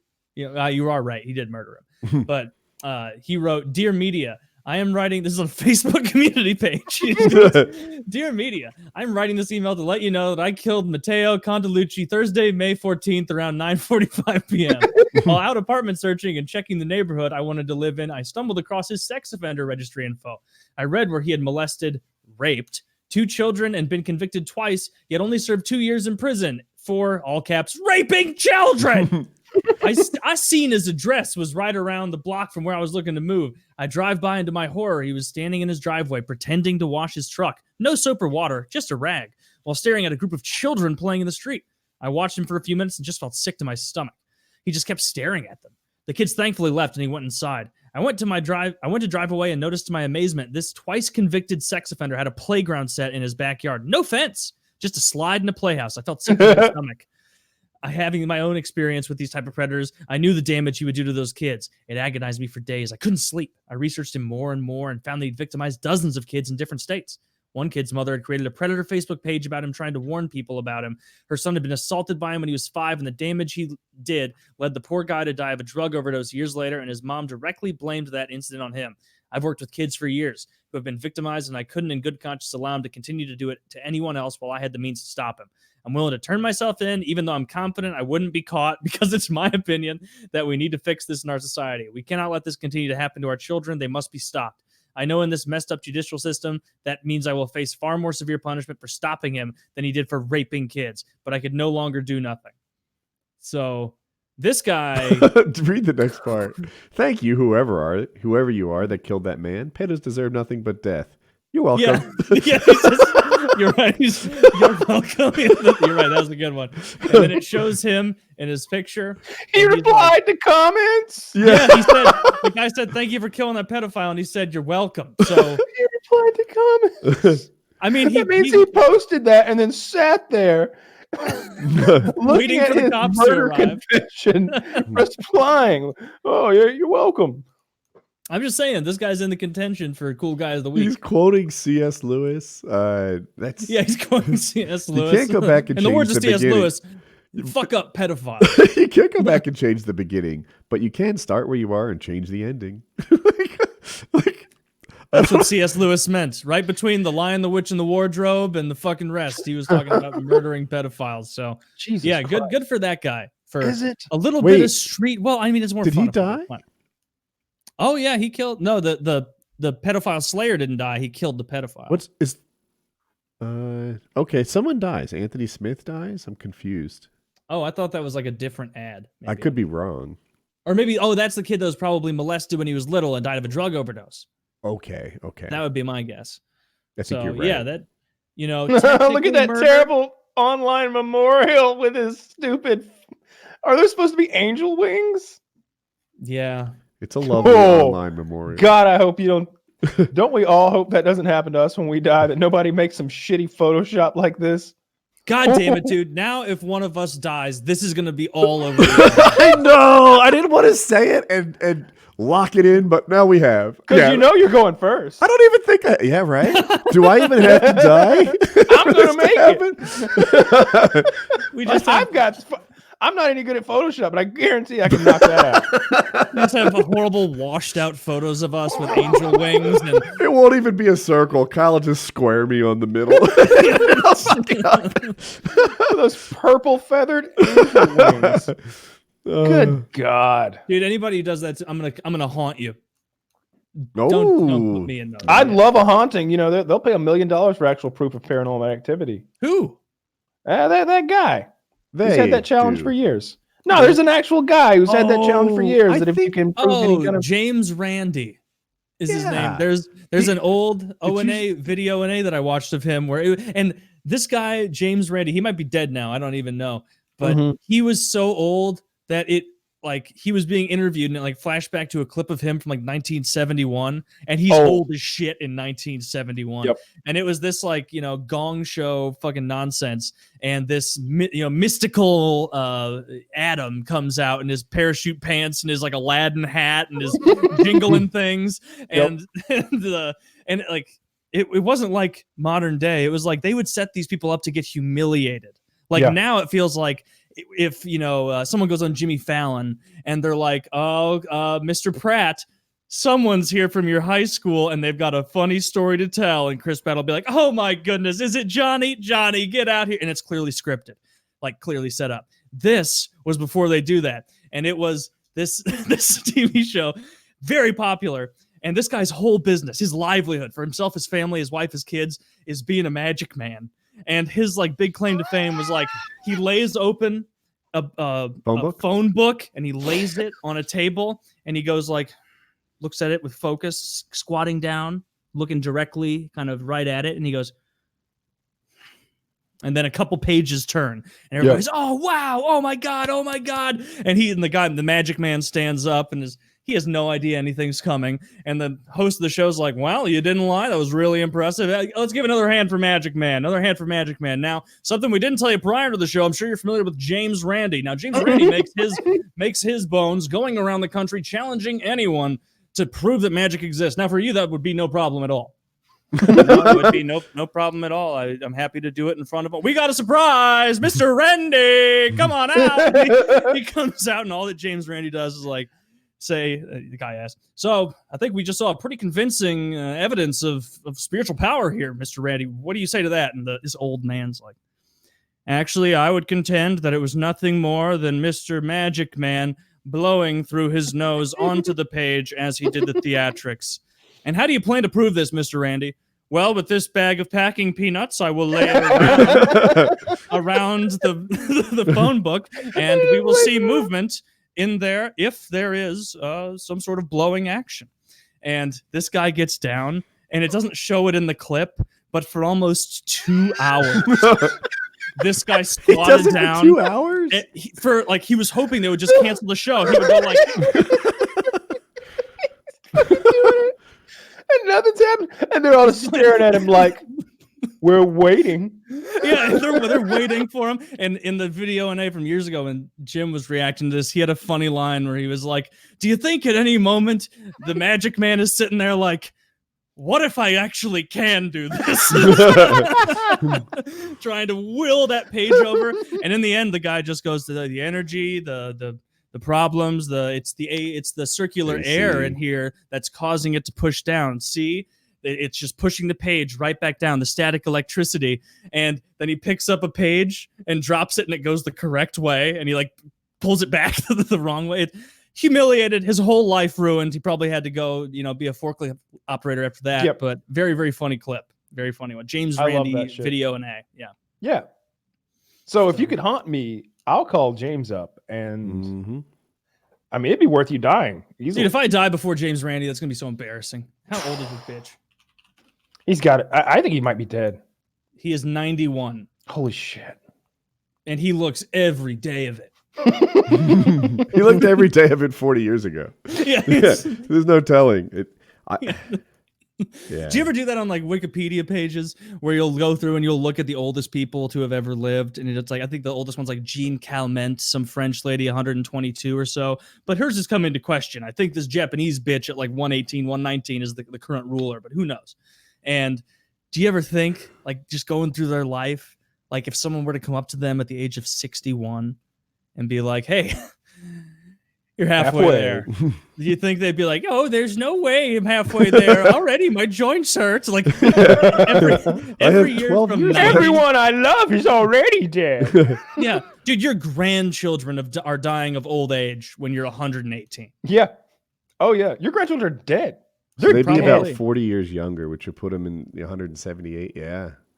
Isn't there a president 78, that stores- not 178. Okay, Bilbo Baggins. Oh, God. No, but I get your point. Yeah, if you're 120, your kids are probably need to be like 95. Their kids need to be like 75 or 80. I mean, let's hope longevity runs in the family, or you're going to a lot of funerals. For my next Twitch stream, I'm just going to do math in my head for 4 hours. Should be fucking hilarious. So like 5 or 6 problems. I'll get 2 or 3 right. I finished all of GTA 5. Oh. One of the most fun games I've ever played. I can't believe I didn't play that before. Going to multiplayer? Taylor Merck on Twitch. Last time I shouted it out on here, a lot of people joined. I haven't done multiplayer yet. Next, I'm not sure what game I'm going to play. I remembered I downloaded months and months ago that second South Park game. I might try that out. I also got Red Dead Redemption 2 Bully, which is a Rockstar game that's apparently very funny, where you're a bully in an elementary school. You'll like Red Dead. It's a Red Dead AAA, just super good game. I'll play play that that at some point, multiplayer. yeah. That's where like a lot of extreme shit comes from. Maybe it's too hard, right? I want to be like, I want to see Taylor multiplayer. Take his car and land it on the top of the Eiffel Tower. Maybe that's like 600 hours of trying to make that video, and that's a dumb idea. I don't know. Oh, I upset so many people throughout those streams with my flying. Just really trying to land those planes and just really not doing a good job. At I did lot a of points. Mail Monday episode with GTA, and I upset people because it was just footage of me obeying every traffic law through the whole video, stopping at every red light, only making couldn't rights watch on it. red. I did like, I stole a Lamborghini and I upgraded it. And then I liked driving by bus stations and making fun of bus people. Being like, you're a fucking loser, bitch. And then speed out and maybe kill one of them too. Let them know that I'm above the law. You feel like a big man. I like just going on rampages in those games. Well, I liked Trevor, the guy who just smokes a bunch of meth and his special ability is meth rampage. That's fun. I don't know anything about that game. I'm pretty sure I played San Andreas. I don't even know if I played 5. I probably did, but I don't remember. But when I did play a ton of it on PlayStation, I like to go on rampages, just watch those stars get more and more and more, and just see how long you can survive. It was like an early version of like Horde mode or of zombies or something. I did like as the game starts out with you like, all right, we're gonna boost this car and make like $5,000, and like 3 hours later, it's like we're planting bombs at the foot of the Pentagon, and the government's never gonna find out because we're hitting the Bank of America corporate building across the way. Now, make sure you kill every cop in California first. That's great. Yeah, it's lots of fun I had playing that game. So I'm looking forward to whatever I decide to stream next. Kyle, probably Yeah. most people haven't seen PKN. iStory? They must be curious. They've been watching you for 2 hours now, or 2.5. Yeah, it's a little like black, I guess, on this A little swollen. still. Yeah. Looking better than it was a couple days ago already. Yeah, it was Tuesday and today's Thursday. Mhm. So yeah, I had to get this. I had a mole like right on the edge of my eyelid. It was really small. I told them it looked like there was a booger on my eyelid, and it was just unsightly. I didn't like how it looked, and I've been wanting to get it off for a while, but I procrastinate things like that. There's a lot of steps you got to get. I had to get one doctor, which is kind of a problem, and then he has to refer me to a specialist. But anyway, I went, and it was a very painful ordeal. They gave me a Valium, which I don't even know what the fucking point of that was, to relax me, I guess. Like, I wasn't nervous. Wait, I didn't was you just like not- it? I mean, I loved it, but it didn't kick in until right about the time I got back home. Like I was high all afternoon. Oh no! Yeah, I've had a bunch of surgeries, and they give you that. What do they give you? Fentanyl? Is that what they give you? Or what, No, I don't think so. But this is a pill. This is just a I benzodiazepine. get This something is in the IV, and I really am a fan. No, I want to do this as cheaply as possible. And they asked if I wanted an anesthesiologist on board, and I'm like, well, what's he going to do? Is he going to give me gas or like intravenous medications? Like, no. He'll just watch us do what we were already going to do. And I was like, well, fuck that. Let's save $2,000 here. Because like the whole thing like was $1,000. I think it was like $400 for the doc and $600 for like the ancillaries. But anyway, it was more painful than I ever thought it was going to be, because they put some numbing drops in my eyeball, but that was just so that they could put a Q-tip under my eyelid and roll my eyelid back, and it wouldn't be so uncomfortable. And then they put 2 shots of lidocaine directly into my fucking eyelid. And that with hurt me. too, right? Burned, right? That's what hurt. That hurt a lot. Your anesthesiologist sucked, man. Mine comes I in didn't have an there, anesthesiologist. he's like, hey, Woody, I'm Dr. Steve. I'll be your bartender for the day. And I'm like, Steve, you seem cool. You and I are going to get along. I didn't have an anesthesiologist. I just had the doctor, and he shot 2 shots of lidocaine into my I eyelid. misunderstood the story. There was a guy there who was going to do what No, they offered an anesthesiologist, and I said, "Well, what's he going to do? Is he going to give That's me where some I drugs?" misunderstood. They're like, Okay. "No. He's going to watch us and monitor your blood pressure." And I'm like, "Fuck that. That's like $2,000 wasted money." Like, no, I don't want an anesthesiologist.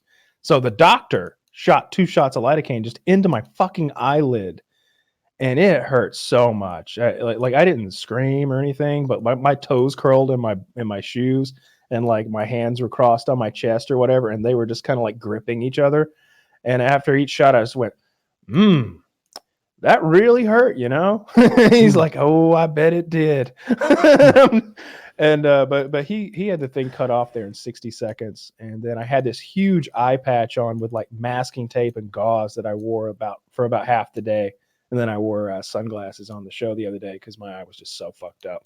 But yeah, it's already healing. I'm on antibiotics and some antibiotic ointment, so by next week it'll all be healed up, and I'm glad I did it because it was annoying. I didn't like looking at it. I've had maybe a dozen surgeries, and at this point, I'm good at it. Woody, how you doing? I'm scared. I have to do this, but I wish I wasn't here. I'm a thrower upper. They call me the upchucker back in high school, and I don't know. Everything kind of hurts a little. Maybe you can help me with something. They're like, oh yeah, we got a cocktail for you. We can solve all that shit. It's gorgeous. I would have loved some hard drugs. I would have loved some fucking some morphine or some Tylenol 3 or some codeine or anything to really fuck me up. But anything but one Valium. Yeah. The Valium was so worthless. It was so worthless because I got there maybe 5-10 minutes late, and I think maybe if I don't know, it really didn't kick in until like I was getting home. Mhm. Like I said, that picture I sent you where if you look at my good eye, it's all droopy. And I sent it to my dad too, and he's just like, "You look kind of fucked up." I was like, I kind of am. That volume was good. That was a big one. I forgot you were having that thing taken off your eye, because all you texted us that morning was just a picture like from your vantage point laying in a hospital bed in the room. And I was like, oh no. Oh my God. I hope Kyle's okay. And then he's like, yeah, getting this thing off my eye. I was like, oh yeah, fuck. He's not dying. Yeah, I like to do that to people. Yeah. Just send a troubling photo with no commentary. Send the photo and then just give it half an hour. Yeah. Yeah. Well, I'm glad it worked out. I'm just thinking, not last year, 2 surgeries ago, I did that whole thing. You know, they made me feel happy. I'm telling the nurses, like, man, you guys got an iPhone charger around here? I'd love it if I came out of surgery with a fully charged phone. Yeah. They're happy to help. Like that. Just be grateful. These people are in. Not everyone's nice at the hospital, and if you are, they're happy to charge your phone. Someone's got an iPhone charger in the hospital, and I was away from home, so it was a big deal. It was like, man, this thing's my lifeline to my wife. I've been talking to her. She's nervous. If I came out of this surgery and the phone was all charged up, that'd mean a lot to me. They got me. Yeah. I'm really happy I finally got that done. It was, like I said, it was really annoying me. I hated it. I hated that thing. Every time I looked in the mirror, I was like, there's a booger on your eyelid. You got to get that off. And it's right in your eye. You can't see anything but it.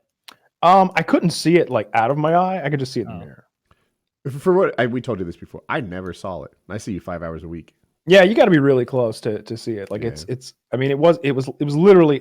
I don't even know what else to describe it as like the size of a booger.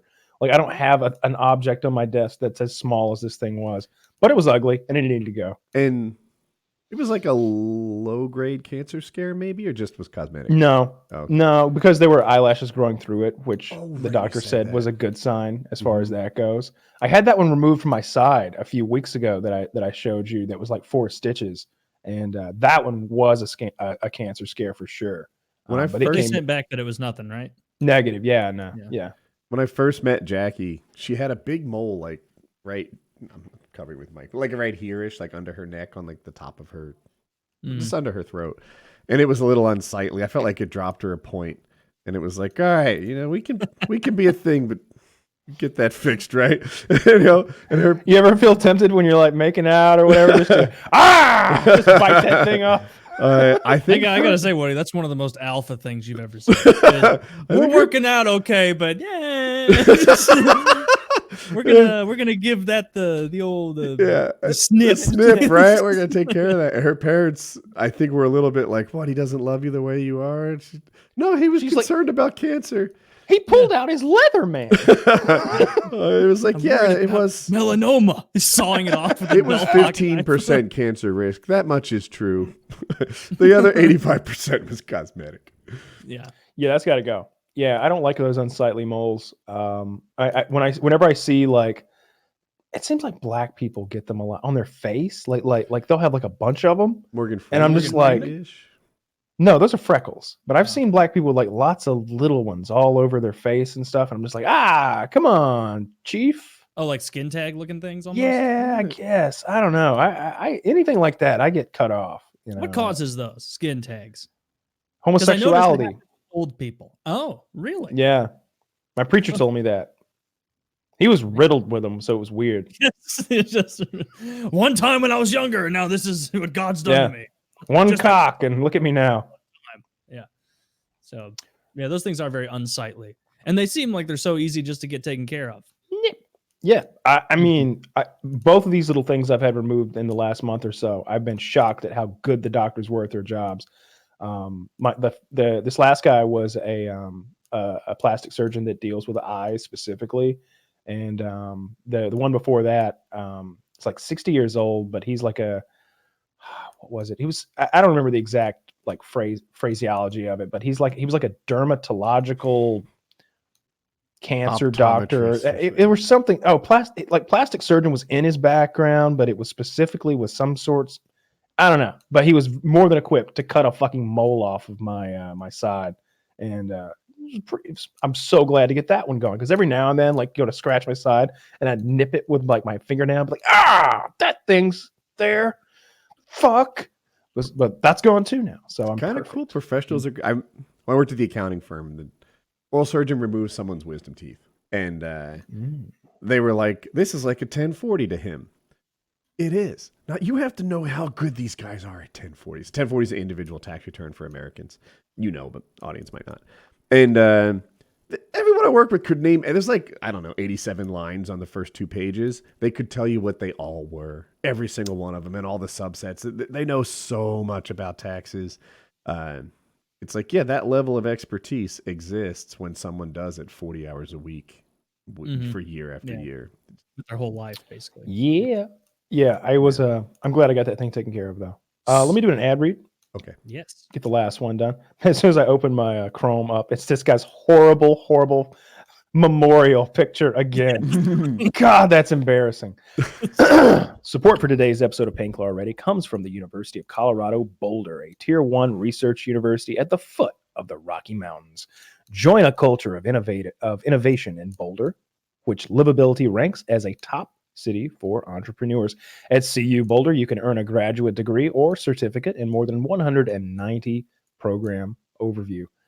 You can study almost anything from aerospace engineering, business, education, art, language, and computer science. Learn from winners of the Nobel Prize and National Medal of Science, as well as the MacArthur Genius Grant. Boulder routinely tops national best of lists. Bloomberg has ranked it the smartest city in America, and National Geographic called it the happiest place to live. Advance your education and your career at the University of Colorado Boulder. Learn more and find the graduate program that is right for you over at colorado.edu/grad programs. That's colorado.edu/grad programs. If I were looking for a grad program, I promise you it'd be one right at the foot of the Rocky Mountains. Yeah, that sounds awesome. I want to be getting a few degrees in a year or two myself. Put some work in, upgrade the rest of your life. Yeah. Aerospace, probably. Something like that. What a great place to live. So much stuff to do there. It's such a great place to live. It is. Every time I go, I'm sad when I you leave. don't even want to ski. You're missing out on half the fun. I don't know what you're into the skiing thing. Like It's you act like I'm the only one that appreciates Colorado skiing. You're the weird one here. It's not. We've been through this 50 fucking times. I can't. 50 fucking times. This is like me. This is. This would be like you talking to a black guy, like before the color barrier was broken. Like, what? You don't like baseball? What's your problem? Come on, let me throw you a few pitches. Oh, you're really good. Why don't you play? Oh, and then a week later, being like, hey, why don't you play baseball? And then a week later, hey, you should play baseball. I can't. All right. It was my dream. It was my dream to ski. Is that what you want to hear? Is that what you want to hear? It was my dream. Are you sure your ankles are weak or the Winter Olympics in the 90s watching it's something to do with the bone. Like just wearing the boots hurts. It doesn't even matter if I stand. Just them clamping on my ankle. Yeah. Very painful. Snowboarding is would be your speed. I could probably snowboard, but I have no skateboarding experience. Seems like sledding is my sport. Sledding is a lot of fun. I would be happy to ski alongside you while you sled. That would be hilarious. Would be it's like, this has no steering and no brakes, right?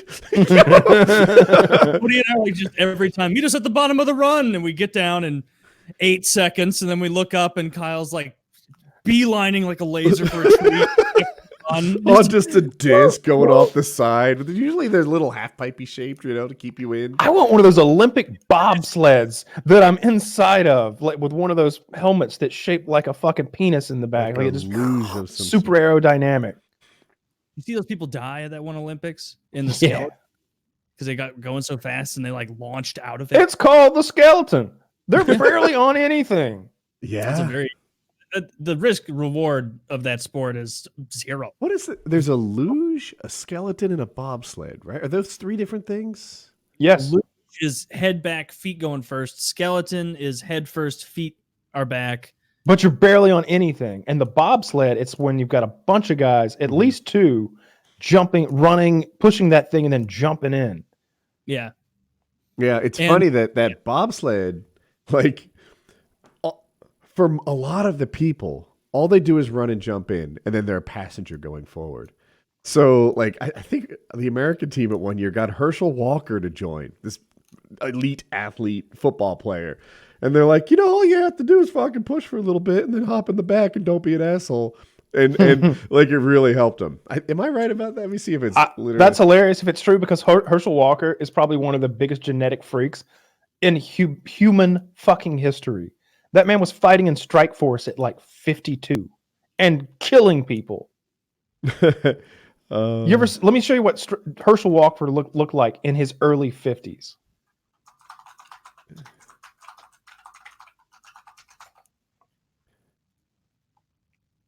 Wow, Yeah.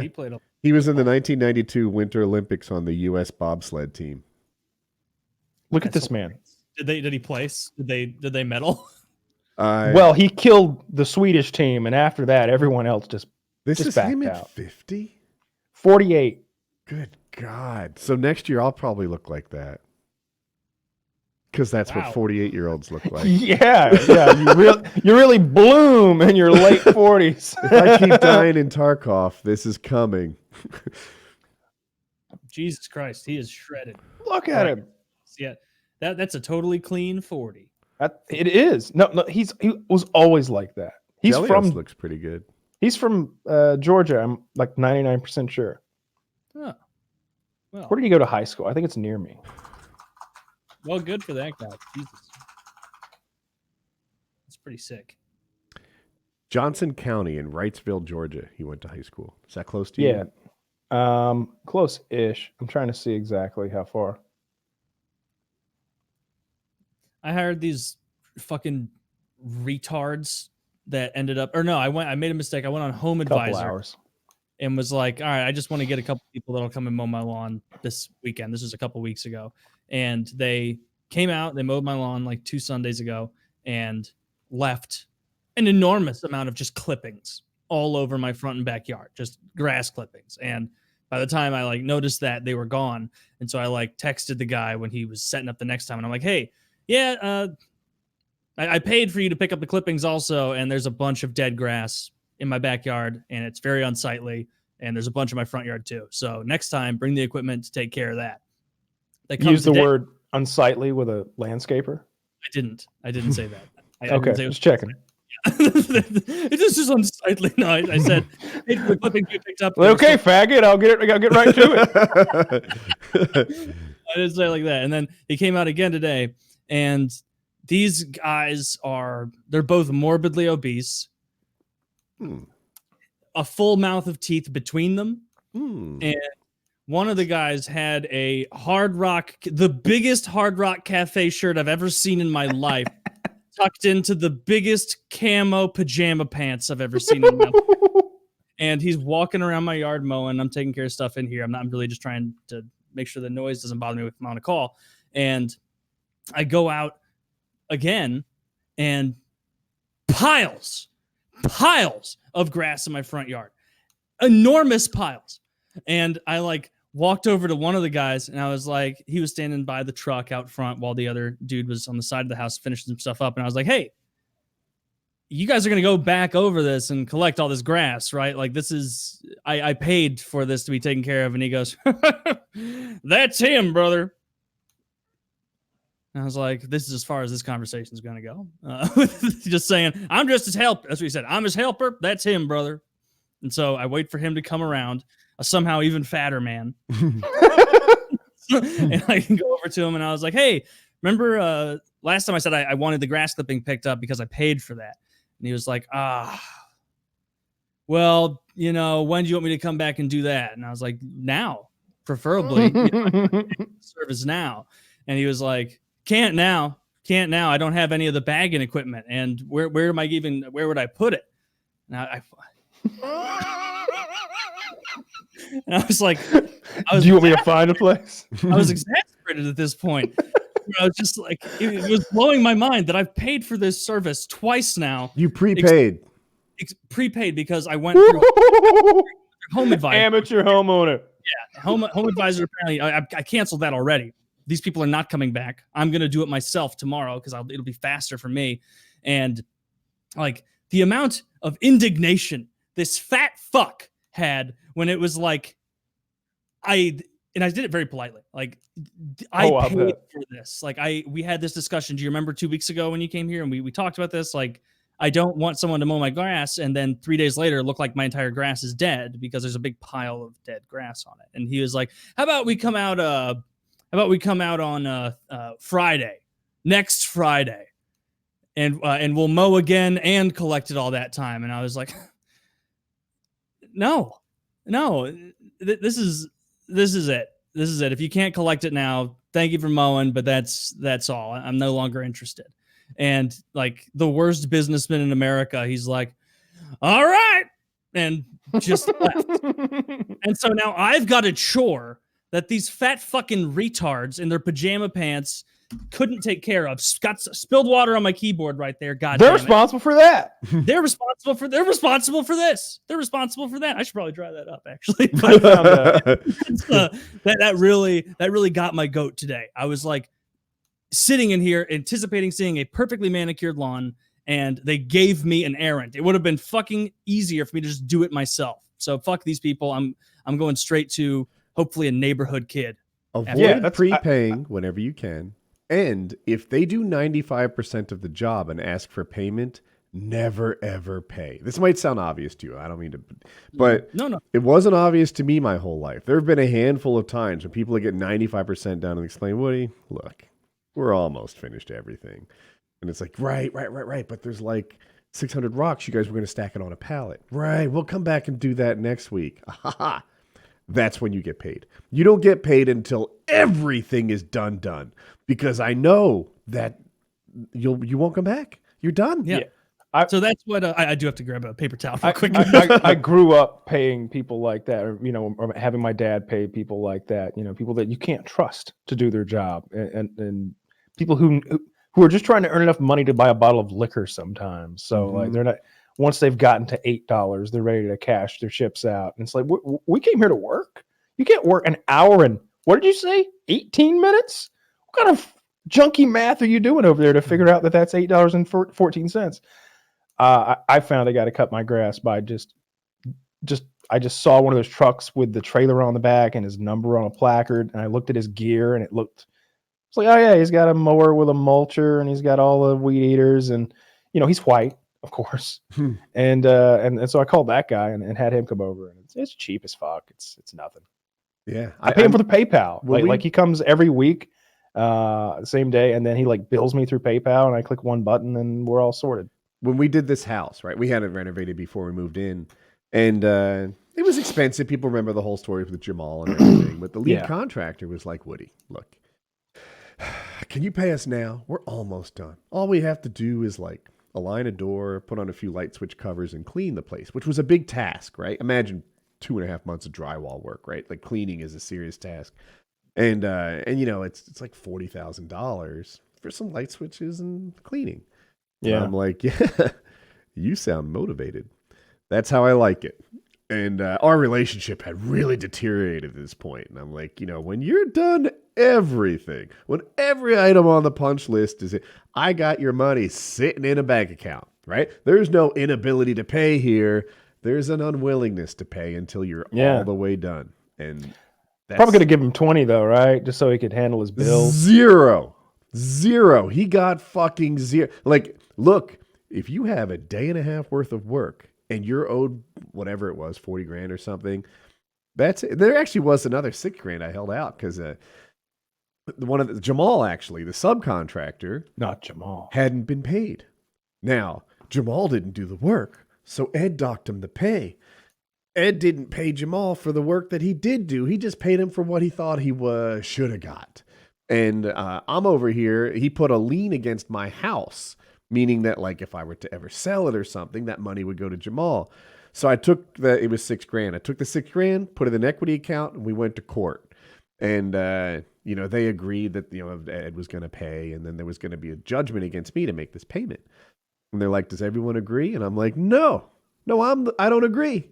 I'm like, this guy doesn't pay his bills. This guy doesn't do his work. And somehow there's going to be a thing on my credit record saying the judge had to order me to pay.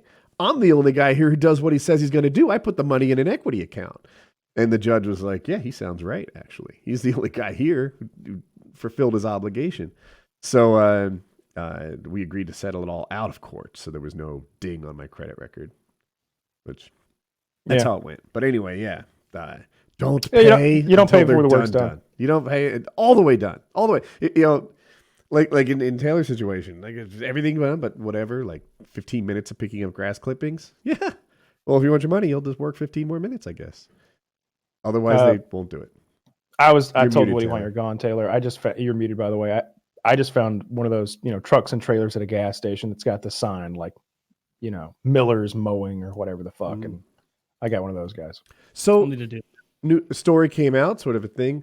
Lori Loughlin, probably pronounced that rightish, and Massimo Giuliani. They were the people that did that like scandalous way to get their daughter into MIT or Stanford, maybe. I think it might have been Stanford.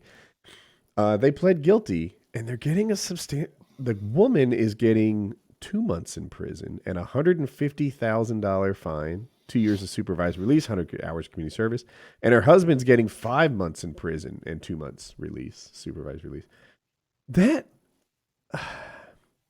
it's weird to me. I've said this before as a hot take, and I'm not backing off. I feel like the problem is they didn't pay enough to cheat their kid into Stanford. If you pay $2 million and buy Harvard a new wing with your name on it, your kid gets in. If you pay $1 million and whatever, donate to the library, your kid gets in and no one thinks twice about it. If you pay $150,000, suddenly it's corrupt. Well, I don't remember the specifics because it's such an old case now, but it seemed like they were bribing officials rather than donating toward the infrastructure of the university. But which you seemed say very different to tomato, me. I say tomato, right? Like, I think that they were able, like the rowing coach could get people in and bypass the normal admissions, which, by the way, is how I got into college. And, but she didn't know how to row, whereas I actually didn't know how to swim. And that was like the scandal of it. But is it donating to a library also bypassing the normal admission standards? It's just more money? No. Well, what I was saying was it seems unfair because they're bribing officials, like decision makers, rather than investing into the infrastructure of the university itself, which is also like kind of questionable if you want to look at it like broadly. But I definitely see a big difference. Like if you pay me and I get you in the door hasn't gotten anything out of that. I'm a middleman and I've taken all the money. But if you pay to spruce up the place so that you can come in, the place is better for having you here. The place is not better for having Lori Loughlin's daughter there because she had some like admissions guy bribed. Until just now, I couldn't see your point at all. But that was well phrased. Like, I get it. One is investing in the school and greasing the wheels, and the other is investing in a corrupt official and greasing the wheels. I definitely don't like either, like on principle, but I do see a difference. But I don't remember the specifics of that thing. There was like one guy who was like facilitating everything, and I think he may have gotten in some real trouble. I think they had a couple different ways of getting kids in school. Some people had surrogate test takers, and to get great standardized test scores. Some, I think the rowing's not a scholarship, but like a rowing admissions bypass was actually a real thing. I think I have that right. And they had a bunch of different ways to get kids into school, but I kind of see the difference now. But society accepts different rules for different people, right? Special people get special treatment. And I do too. Like if you told me Conor McGregor got a nice rental house, whereas some guy on the undercard got a hotel room, I'd say, yeah, special people get special treatment. Deal with it, Oh, did you fly commercial while Conor got the UFC jet?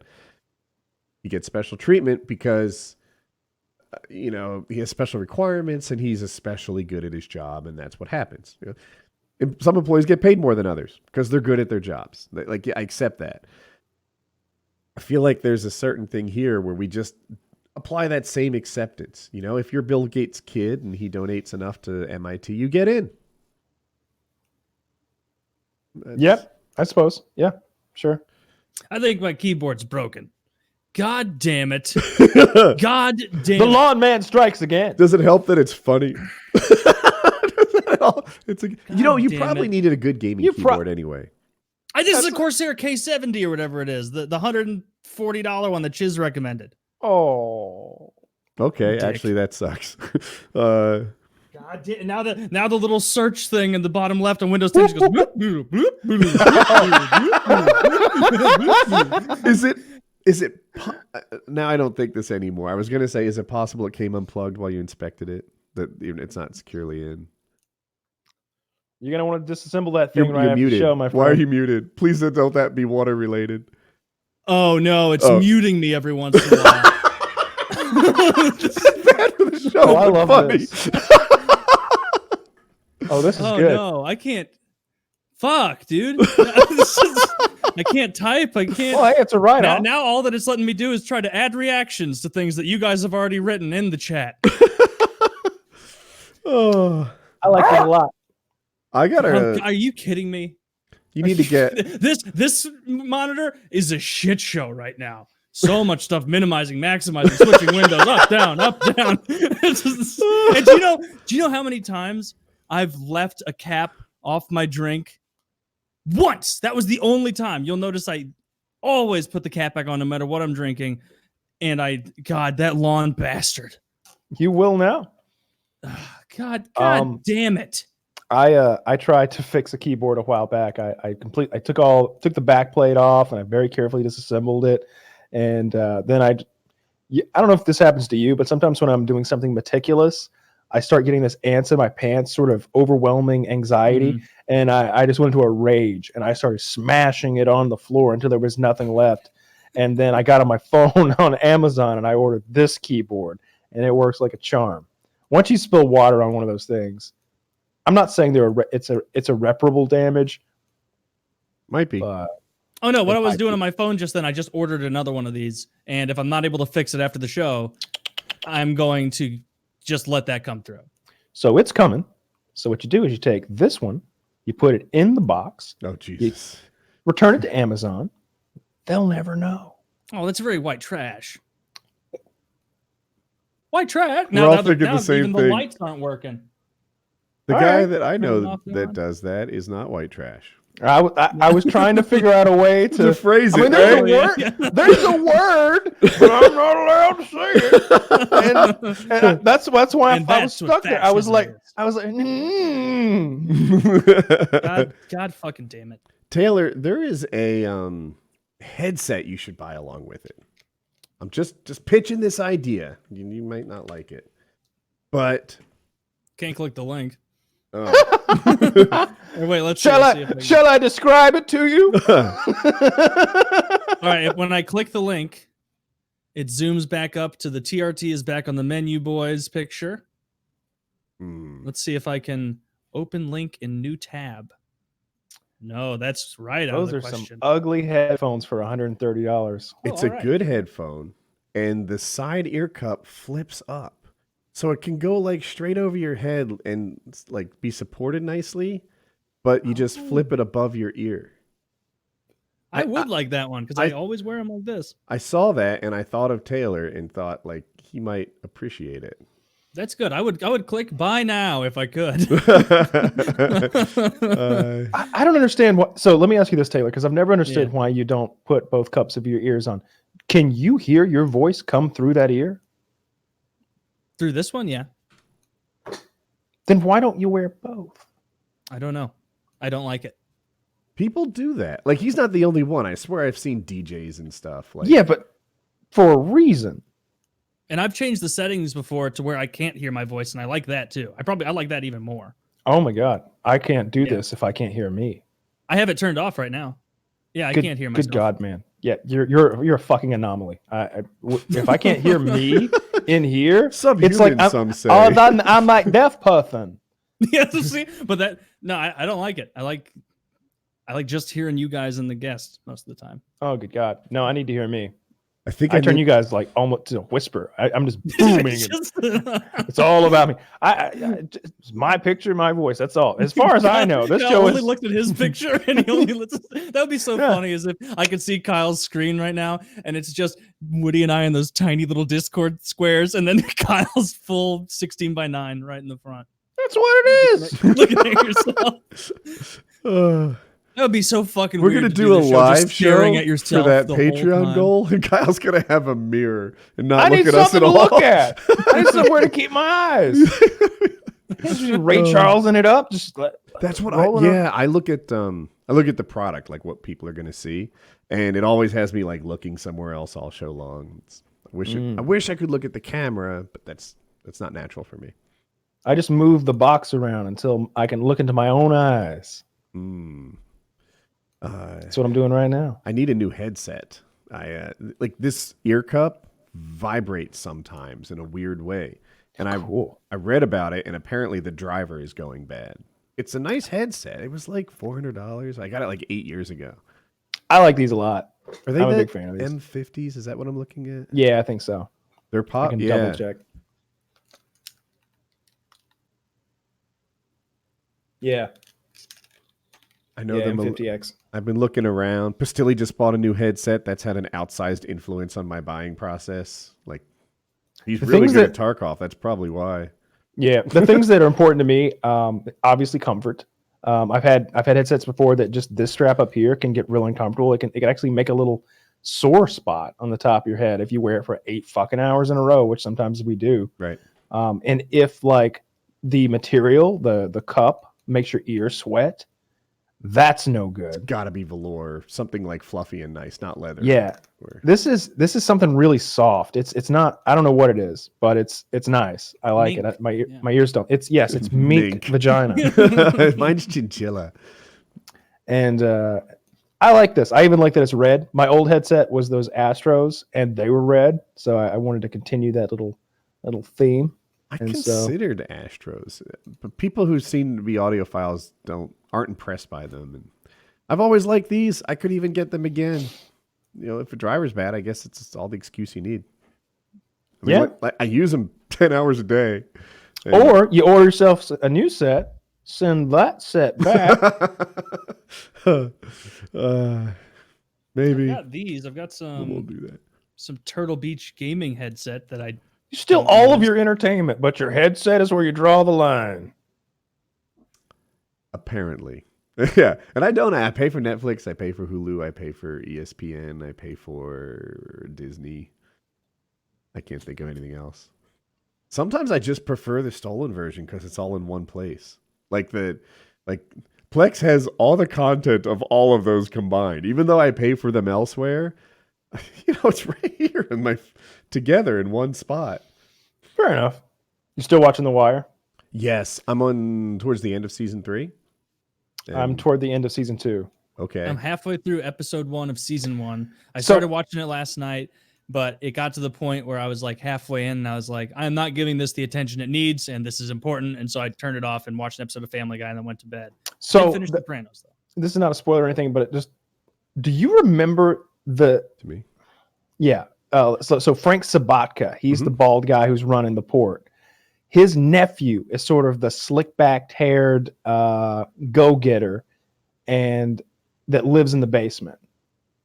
And he's got the girlfriend he has the kid with. Mm-hmm. Do you remember the girlfriend's tits? She gets topless at one point. Yeah. And it's like, wow. Doesn't he like grab her tits at one Yeah, point? he goes to grab them and she's like, we don't I'm have on the time. phone. He's We don't like, have time. And he's like, well, they're out. he goes, they're staring right at me. And I'm thinking like, I bet that wasn't even the script. I bet he's just getting gropey because they are the nicest titties I've seen in a TV show in a coon's age. The prison scene for the sand snakes in Game of Thrones. Yeah, those are CGI. These are real titties. Oh, they're CGI? Yeah. That explains the absolute perfection. Perfection. Yeah. They are big and perky and incredibly perfect. Anybody doesn't believe me, I'm going to find those titties right now. I can't believe I broke my fucking keyboard. God damn it. I find That it very stinks. believable, Taylor. I also can believe San Pellegrino does not get along with electricity. I think Or the your Vulcans. hair's looking better, Taylor. All it needed was a week. Couldn't have got worse. Yes. I feel like So- whatever imperfect fade, just add a whatever, half a centimeter to the whole thing, and it looks good now. Yeah, not too bad. I let my beard go for a while. I really overdue for trim there. I'm down. Oh, we can talk about that. I was going to say the little fitness thing, but a story I know is huge right now that I don't actually know what's going on really, is Keemstar and H3H3 are in a fight, and I'm hoping if one of you guys knows a little more.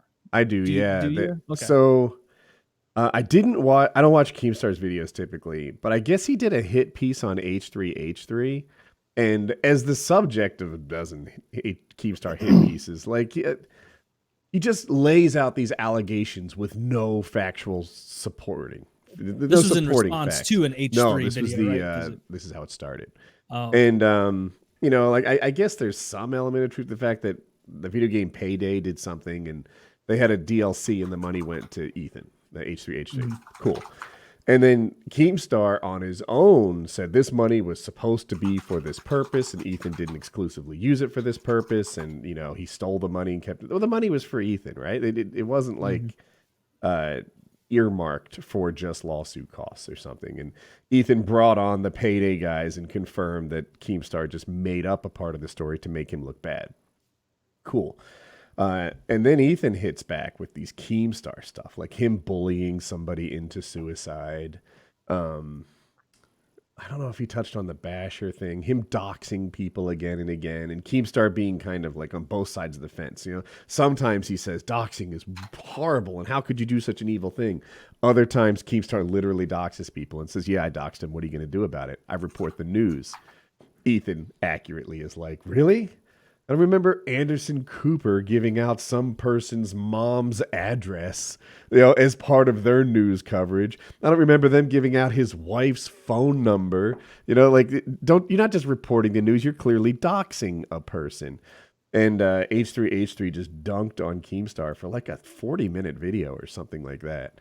I haven't been a big fan of Keemstar since he attacked my son, so maybe I'm a little biased. But what's the suicide thing you said there? So there was a YouTuber named, like, it's not Erica, it's something close to it, like Itika or something like that.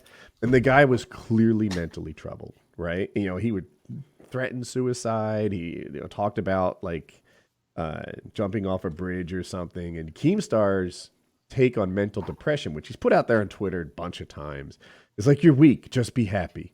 Don't take medicine. That's just a scam by the healthcare industry for your depression. Just go out, achieve more, and be a stronger person. That's Keemstar's take on mental health. And it really lacks empathy.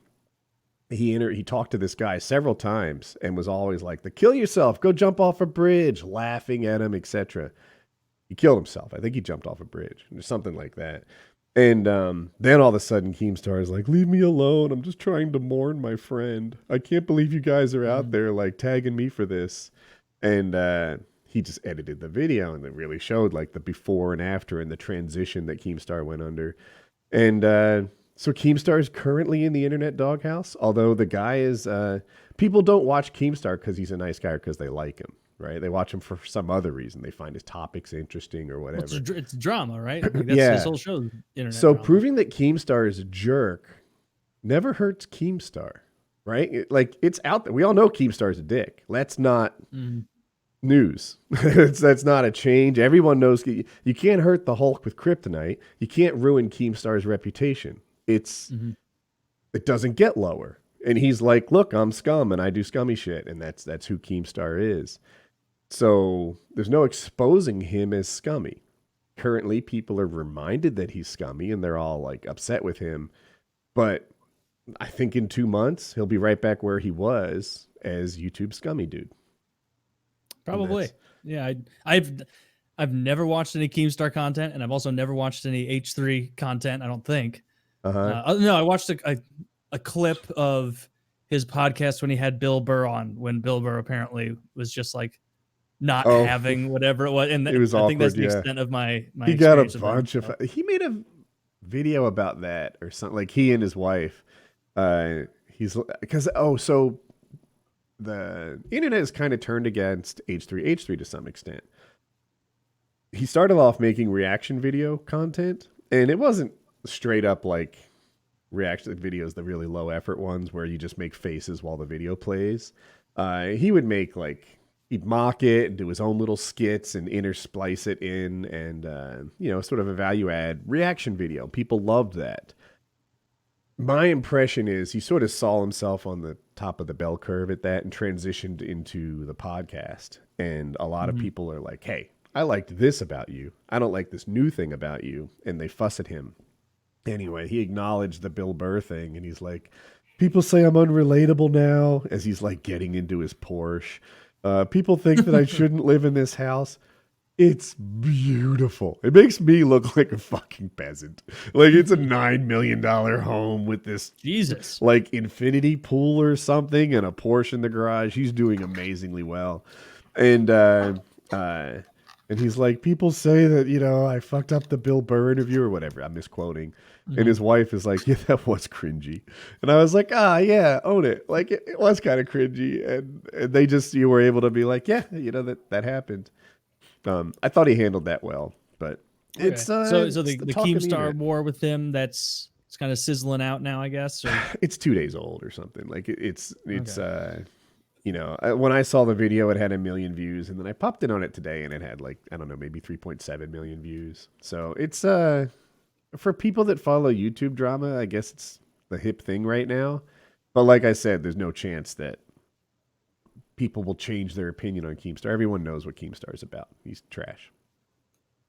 Oh, it stopped making weird. Stop blinking as soon as I held it vertically. Ah, yeah, the liquid's pouring down toward the other side. Yeah.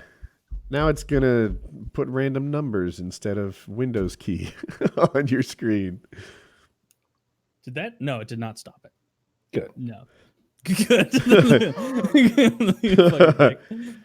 So what keyboard? We were talking. Okay. I have one more. Yeah, Go ahead. I was gonna say I didn't have anything else on the H3 Keemstar thing because I plan to watch H3's video on stream to try and understand what it's about, but that neither here nor there. But I finished The Sopranos last night. I was anticipating the end. Like, have you ever gotten to the end of a show? Or I know we've all talked about this. I know we have, where like you get bummed out knowing it's coming to an end.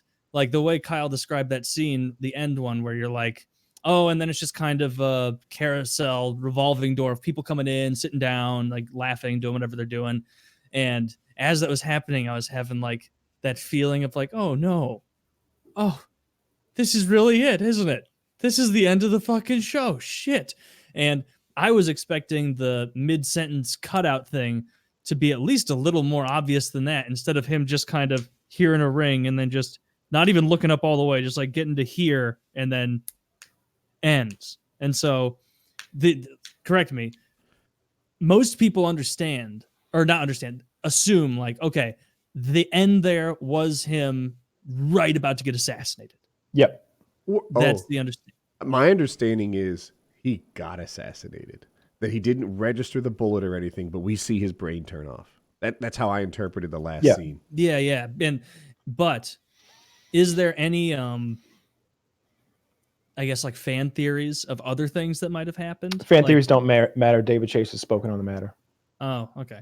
Well, never mind. Is that then. it? He's It's what yeah, Taylor that's said. it. He's dead. Yeah. They I don't know. I didn't put it together until other people like pointed it out to me. Killed AJ. There's a scene on maybe a boat with Bobby Bagliata or something close to that, where Tony was describing how it happens, and he's like, it just goes to black or something. Maybe Kyle, you can do it better than I can. Yeah. I mean, you pretty much got it. He's like, bet you don't even feel it, huh? Yeah. It's just everything goes black. It's over. Yeah. And they're having that discussion because Bobby had never killed anybody. And then, of course, Tony uses that information to his advantage the next day when he sends Bobby to have to go assassinate that guy, that Frenchman, that French-Canadian fella, because he knew that was the best way to hurt Bobby. Yeah, poor good. Bobby. I Why felt was he bad for hurting him in Bobby that. again? Because Bobby beat him up. Oh. Bobby beat the shit out of him when they were playing Monopoly or whatever, and Tony was saying that Janice was blowing all the guys under the boardwalk. With Janice blowing some guy. Janice is Bobby's with wife. this schlong in Jan's mouth under the boardwalk. Yeah. And then Bobby beats the absolute shit out of him. And then you feel bad for Bobby when he was killing that guy, because you could tell like the way like Paulie kills someone is so blasé and who cares. that he'll like cap somebody and then just be like, and this motherfucker bled on my brand new shoes. Like, brand new. And he'll like be mad about it. And like Bobby shot that guy. And what I thought, maybe one of you disagrees, is when he walked up to the guy to like put it to his forehead and then shoot him there. It was almost like Bobby taking this way more seriously than the rest of them. Like, if I'm going to take life, I need to take it. I need to know. He'd never like, killed I'm anyone here. before. Yeah. And so he takes it with a lot more, solemnity or whatever the word would be than the other guys who just don't really give a shit. Just fucking murdering willy-nilly. The biggest surprises in that show were Chris dying. I did not expect Chris to die. I would have bet. Like, I liked Bobby so much that I knew he was going to die at some point. Seemed like an untouchable character. Yeah, I was like, it was almost like a sunk costs thing where I was like, Tony has spent so much time molding this guy, and my mold fell apart again. Well, let me put it back together. Let me build it up. It's a little better this time. Oh, it fell apart again. Well, build it up again, a little better this time. And so that caught me right out of left field. I did not expect him to murder Chris right there. Yep. So that was a really intense scene. What else did I know? I didn't expect Syl to get shot up like that so unceremoniously right at the end, because it was almost like Syl, Paulie, and Tony were kind of quasi-untouchables, where it's like, all right, that's him, and then that's his little shield underneath him. Yeah, consigliere or whatever it is. Close to that, yeah. Yeah, and yeah, such a fantastic show. In a year or so, I'm going to rewatch that whole thing and probably pick up on more things. If there was a version of that show with every scene with AJ outside of season 1 where he's a funny fat kid cut out, it'd be a better show. I did not. Oh, something else that I kind of liked, kind of didn't like about the finale of The Sopranos was usually when you're watching a finale of a show, it's kind of understood within the context of the show that they're wrapping up, where it's like, all right, we're closing this, we're closing that, put a pin on this, done, wrapped up. In this, it was like, I know it's the final episode, but Tony's going around, everybody's going around as if it's just another day, making plans for things that Things turned around and were going well, right? Tony came out of hiding, if I recall. They someone killed that guy with absolutely no forehead whatsoever, and with the gray hair that starts like right at his eyebrows. And one of the guys was like, "Oh, we might win this. Like, we're gonna win this." That kind of positivity. But I kind of liked it, kind of didn't like it, of him like having the conversations with his son and like setting up for plans they're going to do in the future. And, we're going to do this business. Syl, you need to be on this. Paulie, you need to do that. And I don't know. It felt more realistic in a silly way where it was like, obviously a guy that he doesn't know he's going to die. He wouldn't be putting a pin in everything. Like it made it sadder knowing it was going to end. And he's just, this is just Tuesday. This is just Tuesday. I'm just doing Tuesday things. Some people put it as a bad ending because they didn't, tie a bow on all the little To me, it was a great ending. I don't want every show to just not end well, but for a mobster show where the main character presumably gets shot like that, like, perfect. Nailed it. Yeah. I think I see now why a lot of people think that's the best show of all time. Fantastic. The Wire's good too. When I told you about The Wire, I was like, yeah, you really got to pay attention. It's difficult to keep up with The Wire. I think I'm on my second watching. I'm having a much easier time now. I'm like, why did I think this was so complex? Like all the characters and the names and stuff, I'm doing much better. Well, I'm only halfway into episode 1, like I said, but I can tell I'm going to love this show. Like the acting's fantastic. What's his name? The smart black guy who's D. like him. D. Who like the first scene he's in is like coaching someone through a court case, and that was really cool. So yeah. Oh wait, the smart black guy, does he have facial hair? He's really famous now. Idris Elba is the actor's name. I don't remember what his character's name is though. There's a couple smart. Stringer Bell. Okay, Stringer Bell. Okay. Anyway, there's a couple smart black guys in the show, and I like that. I like that the people who run the drug enterprise, some of them are a little dumb thuggy, and some of them are intelligent businessmen, or just another kind of smart, like a socially kind of smart, where they understand how to play this game. And I like him because it seems like it's setting up that he's going to be the big thorn in the side of the cops the whole time. Because whereas his underlings might get out of control or something, like seems like he's got a tight fist wrapped around every little aspect of the business. So I like that character already. So we'll see what he does. Yeah, he's great. Yeah, Stringer Bell. I love that guy's character. I like Dee's character. Shucks, I like most of the characters in it. The detectives, I won't spoil anything with this. They all develop into interesting storylines too. I like what they do with them. So I think you'll enjoy the series. I like the over-the-top dressing like he's on the street, but he's a cop white guy detective who's like, lady, you take care of the inputting data. Me and my partner, we're street guys or whatever. Is he kind the of hell it chunky is. strong? Like, he's junky strong. He's wearing an enormous shirt and big pants and his like sideways hat. And I guess that was in cool season 2, I think. All the bad guys are white. And he's very excited because it's his chance to like work with the drug dealers and to, he's not there taking pictures from a block away anymore. Mm-hmm. He's the guy who's like dealing with all the other bad guys because he fits. Season 2 is the shittiest one. You guys? I think it is. Yeah. I had a friend of mine. I was texting him. I was like, I'm just finished Sopranos. And he's like, oh, awesome. And I'm like, I'm about to start The Wire. And he goes, awesome. Just like skip season 2, and it's the best show ever made. Season, I mean, it's just not as good. It's still a good season. It takes a little while to quote unquote get the band back together, like get all the detectives like back in their squad again. But I think Frank Sabatka is pretty interesting. It's the Ziggy character is the most annoying part. His son, Frank Sapatka's son, is this piece of shit, skinny fucker who's just always just fucking everything up. You know why I liked Ziggy? Because I loved that actor in Generation Kill. I haven't seen that in a really long time. Oh, he's the guy that drives a lot and eats the Rip Fuel, like energy pills. I watched it one time. I don't remember very well. Anyway, I loved him in Generation Kill, and I just saw a lot of the same characteristics in the same actor, and I was, I get it. I've seen that. Yeah. That's a great show. Or miniseries, whatever. Yeah.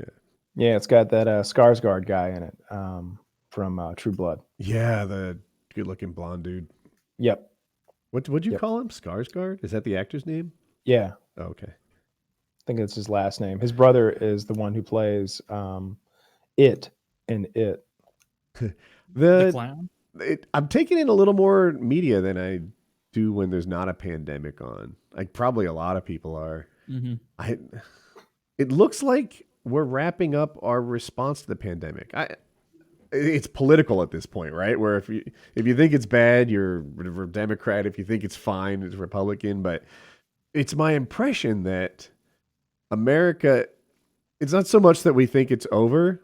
It's that's all you get, right? That's all you get. I was willing to quarantine for 8 weeks. Fuck off, I'm back at it. And I'm not really much different. Like I'm just like, all right, well, I'm not going to quarantine for 2 years. I'd rather just see if I'm one of the 2%. No, one of the 98% that's fine through this thing or whatever the number is. I'm not going to. It's like if you told me there was a 1% chance I'd die and I could avoid that 1% by like giving up 2 years of my life, I'd be like, fucking roll the dice. Mm-hmm. Well, I mean, it kind of comes to a difficult crossroads where like because there are people out there who I feel like are only really rich people who are still like, stay home, everyone.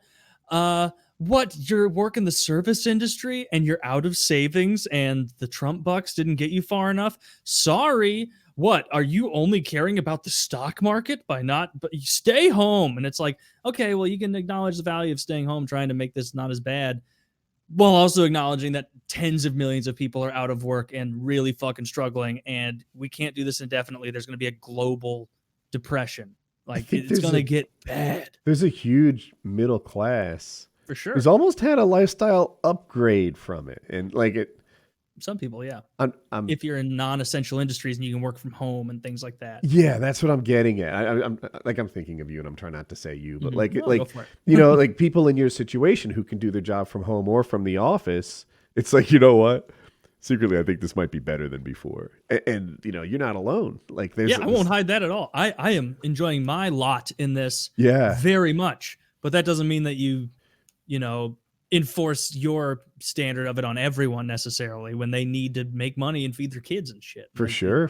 You can't put the whole world on pause. There's a lot of jobs where like social distancing kind of fits in with them. The lawn care guys, roofers, maybe a lot of construction. It's like, It's not NBA anyway. You don't have a bunch of guys rubbing on each other to install a roof. You can get, I don't know. You work with My the neighbor same got a new crew as roof six yesterday. guys. Oh yeah. Nice. Yeah, it was very fucking loud.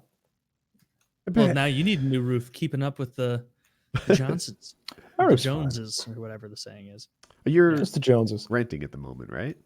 Mm-hmm. Yeah. You don't need a new roof. Well, you certainly don't need to pay for one. Won't be my problem if I do. Right. What flavor of Zevia are you drinking right now? Black cherry. Was Black our cherry. guest drinking alcohol? Was he drinking like Bacardi from the bottle? What was that? I thought that was I thought water. that was like fancy water, like glass bottle water. Yeah. Okay.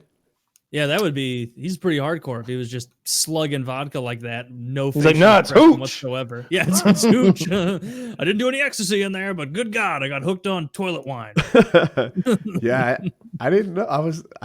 I kept looking at the bottle trying to figure it out, but I'm not the guy who's going to crack that code. You know, I don't know. Yeah, I'm pretty sure it was fancy water. but, Okay. uh, Yeah, I thought he was. Man, a that was great awesome guest. having him on. You always know the guest is awesome when it just becomes all of us being like, tell another story. Yeah, Tell another story, guest. There's been a handful of like prison guys that I was interested in, right? Wes Mhm. Watson's one of them. Lockdown 23. It keeps going and going, and she's just like, we got his name's Steve Attwood. Do I have it right? And Shaun Attwood. Shaun Attwood, thank you. Anyway, it was like, I don't know this guy, but we'll see how it is. I think he's better than any of them. It's like, here's this guy's like an inspirational speaker, storyteller, ecstasy kingpin, mafia. I agree. Columbia family, it's like, oh my God, we got the best one on earth. The other ones Yeah. will have big shoes to fill if they come on. They will, but I won't say it to that one guy's face. Wes Watson? Yeah. I'm that pretty guy's tough scary. over the internet. I might say That's it. I was about to say. I'll say whatever I want. What you gonna do, felon? Kyle's sitting there like, you'll never catch me in my home in Maine. Just coming to my house is a violation of your parole. Yeah. I'm a felon. Two. Man, you're safe. You're safe in your own weird shielded way. Yeah. Wow, Kyle has a restraining order against all felons? Yeah. Fuck. That's just like a superpower. Just Well, you walking can attain around. the same powers I have, Woody. Ugh, just need to smoke Just some a couple pot. postage stamps away. I could probably get it for something else too, like mailing lizards or something. Mailing lizards. There are lots of things you can't mail. Yeah, lizards. You think you become a felon for mailing a lizard? Oh, make it ivory can- tusks. I could do it. If you make it like if it's some sort of exotic lizard, Yeah, you right? definitely go to jail for that shit. I wonder Get how a outta guy here. in prison who's like trafficking birds does when he's in there. Like, what are you in for? What's your charges, man? I love birds. I love the long ones. It's like, Yeah, I was right. He's a chomo. I never get quite the. I've asked this to lots of people, like the game plan for my prison survival. And he's like, well, the way I did it is I was a ecstasy kingpin and I came in with protectors from all over. And then, like, well, fuck, I don't have any prison connections. I'm going to be all alone for whatever it is I'm going to do. And no one ever really has a good plan for me. They you like steal a car, and then in the time between that and the court case, you're like frantically trying to build an ecstasy kingpin network to take into prison with you. Freak. Yeah. I wanted to ask him. I wish I had. Everyone seems so opposed to being in solitary for a year or two. Yeah, that sounds awful. I'm not. Like if it's so bad that people are getting fucking killed on sight and squashed on sight or whatever the fuck, and there's cockroaches everywhere. Like, DI'd. could you put me in that solitary room? Oh, you don't want that. Oh, I think I do. Right? I think I do. Especially I don't for want any 2 months. torpedoes coming into my room. Yeah, I feel like if I had a 2-month sentence, especially, it might be hard to live the rest of my life in solitary. But fuck, Oh, not harder than getting raped. But if it's 2 months, it might be like, you know what? I think we smuggle in an iPad or something. I got this. I'm 2 months standing on my head. Yeah, if you have any entertainment, you could do it. But YouTube would help me get through. Books. You get books. yeah, books Yeah. and are I you even guess- allowed books in solitary? Yeah. Hmm. Blade told the story where he was in solitary and he had books, right? Taylor, you're muted, I think. Am I muted? No. Oh, it might have muted me and unmuted me. Okay, I'll keep an eye on this. You were saying things out loud just before I said that, right? Like reactions. Oh, I don't know. Maybe that didn't get through. Yeah. Anyway, we're almost at the end. Stupid keyboard. Are you shitting me? We need maybe a waterproof keyboard should be your next one. Is it not supposed to do that? I guess. No. It doesn't normally blink randomly. No, it's not supposed to be doing any of this. Oh, I like that. That's Morse code for why. I've got a good keyboard for you. Why would you done this? Son of a bitch. Do you have another keyboard around the house? I do, but I didn't want to run around and right. It'd be a temporary replacement until the good one comes in. Stream and I just dropped it and I opened up every single thing. I'm that doesn't happen. I can drop my keyboard. It's fine. Now I can't exit out of this. Task manager's open, and I'm somehow in the wrong Discord chat now. Is your mouse not working? Well, it's like the mouse is trying to work, but this is, I assume, putting in so many inputs that it's like jumping around and not working right. So I'm having to click everything like 10 times. So, god damn it. Well, it is funny. So you get. Wait, I say that again. I talked at the same time. I said that's life. Oh, you okay. know? I ruined your timing. Sorry. Oh, that's okay. No, it's all good. The other one will show up between the 25th and the 29th. And until then, I'll use this free crappy one that came with it. So, fucking way she goes, Randy. Kyle, have you been gaming at all? I think they tried to pull you into Tarkov last night and you were maybe watching something. I was watching The Wire, yeah. No, I've been playing Warhammer's DLC came out last night. So I'm going to be playing that. Gotcha. The new DLC is very, very cool. They added a lot of shit. So I'm going to be playing that.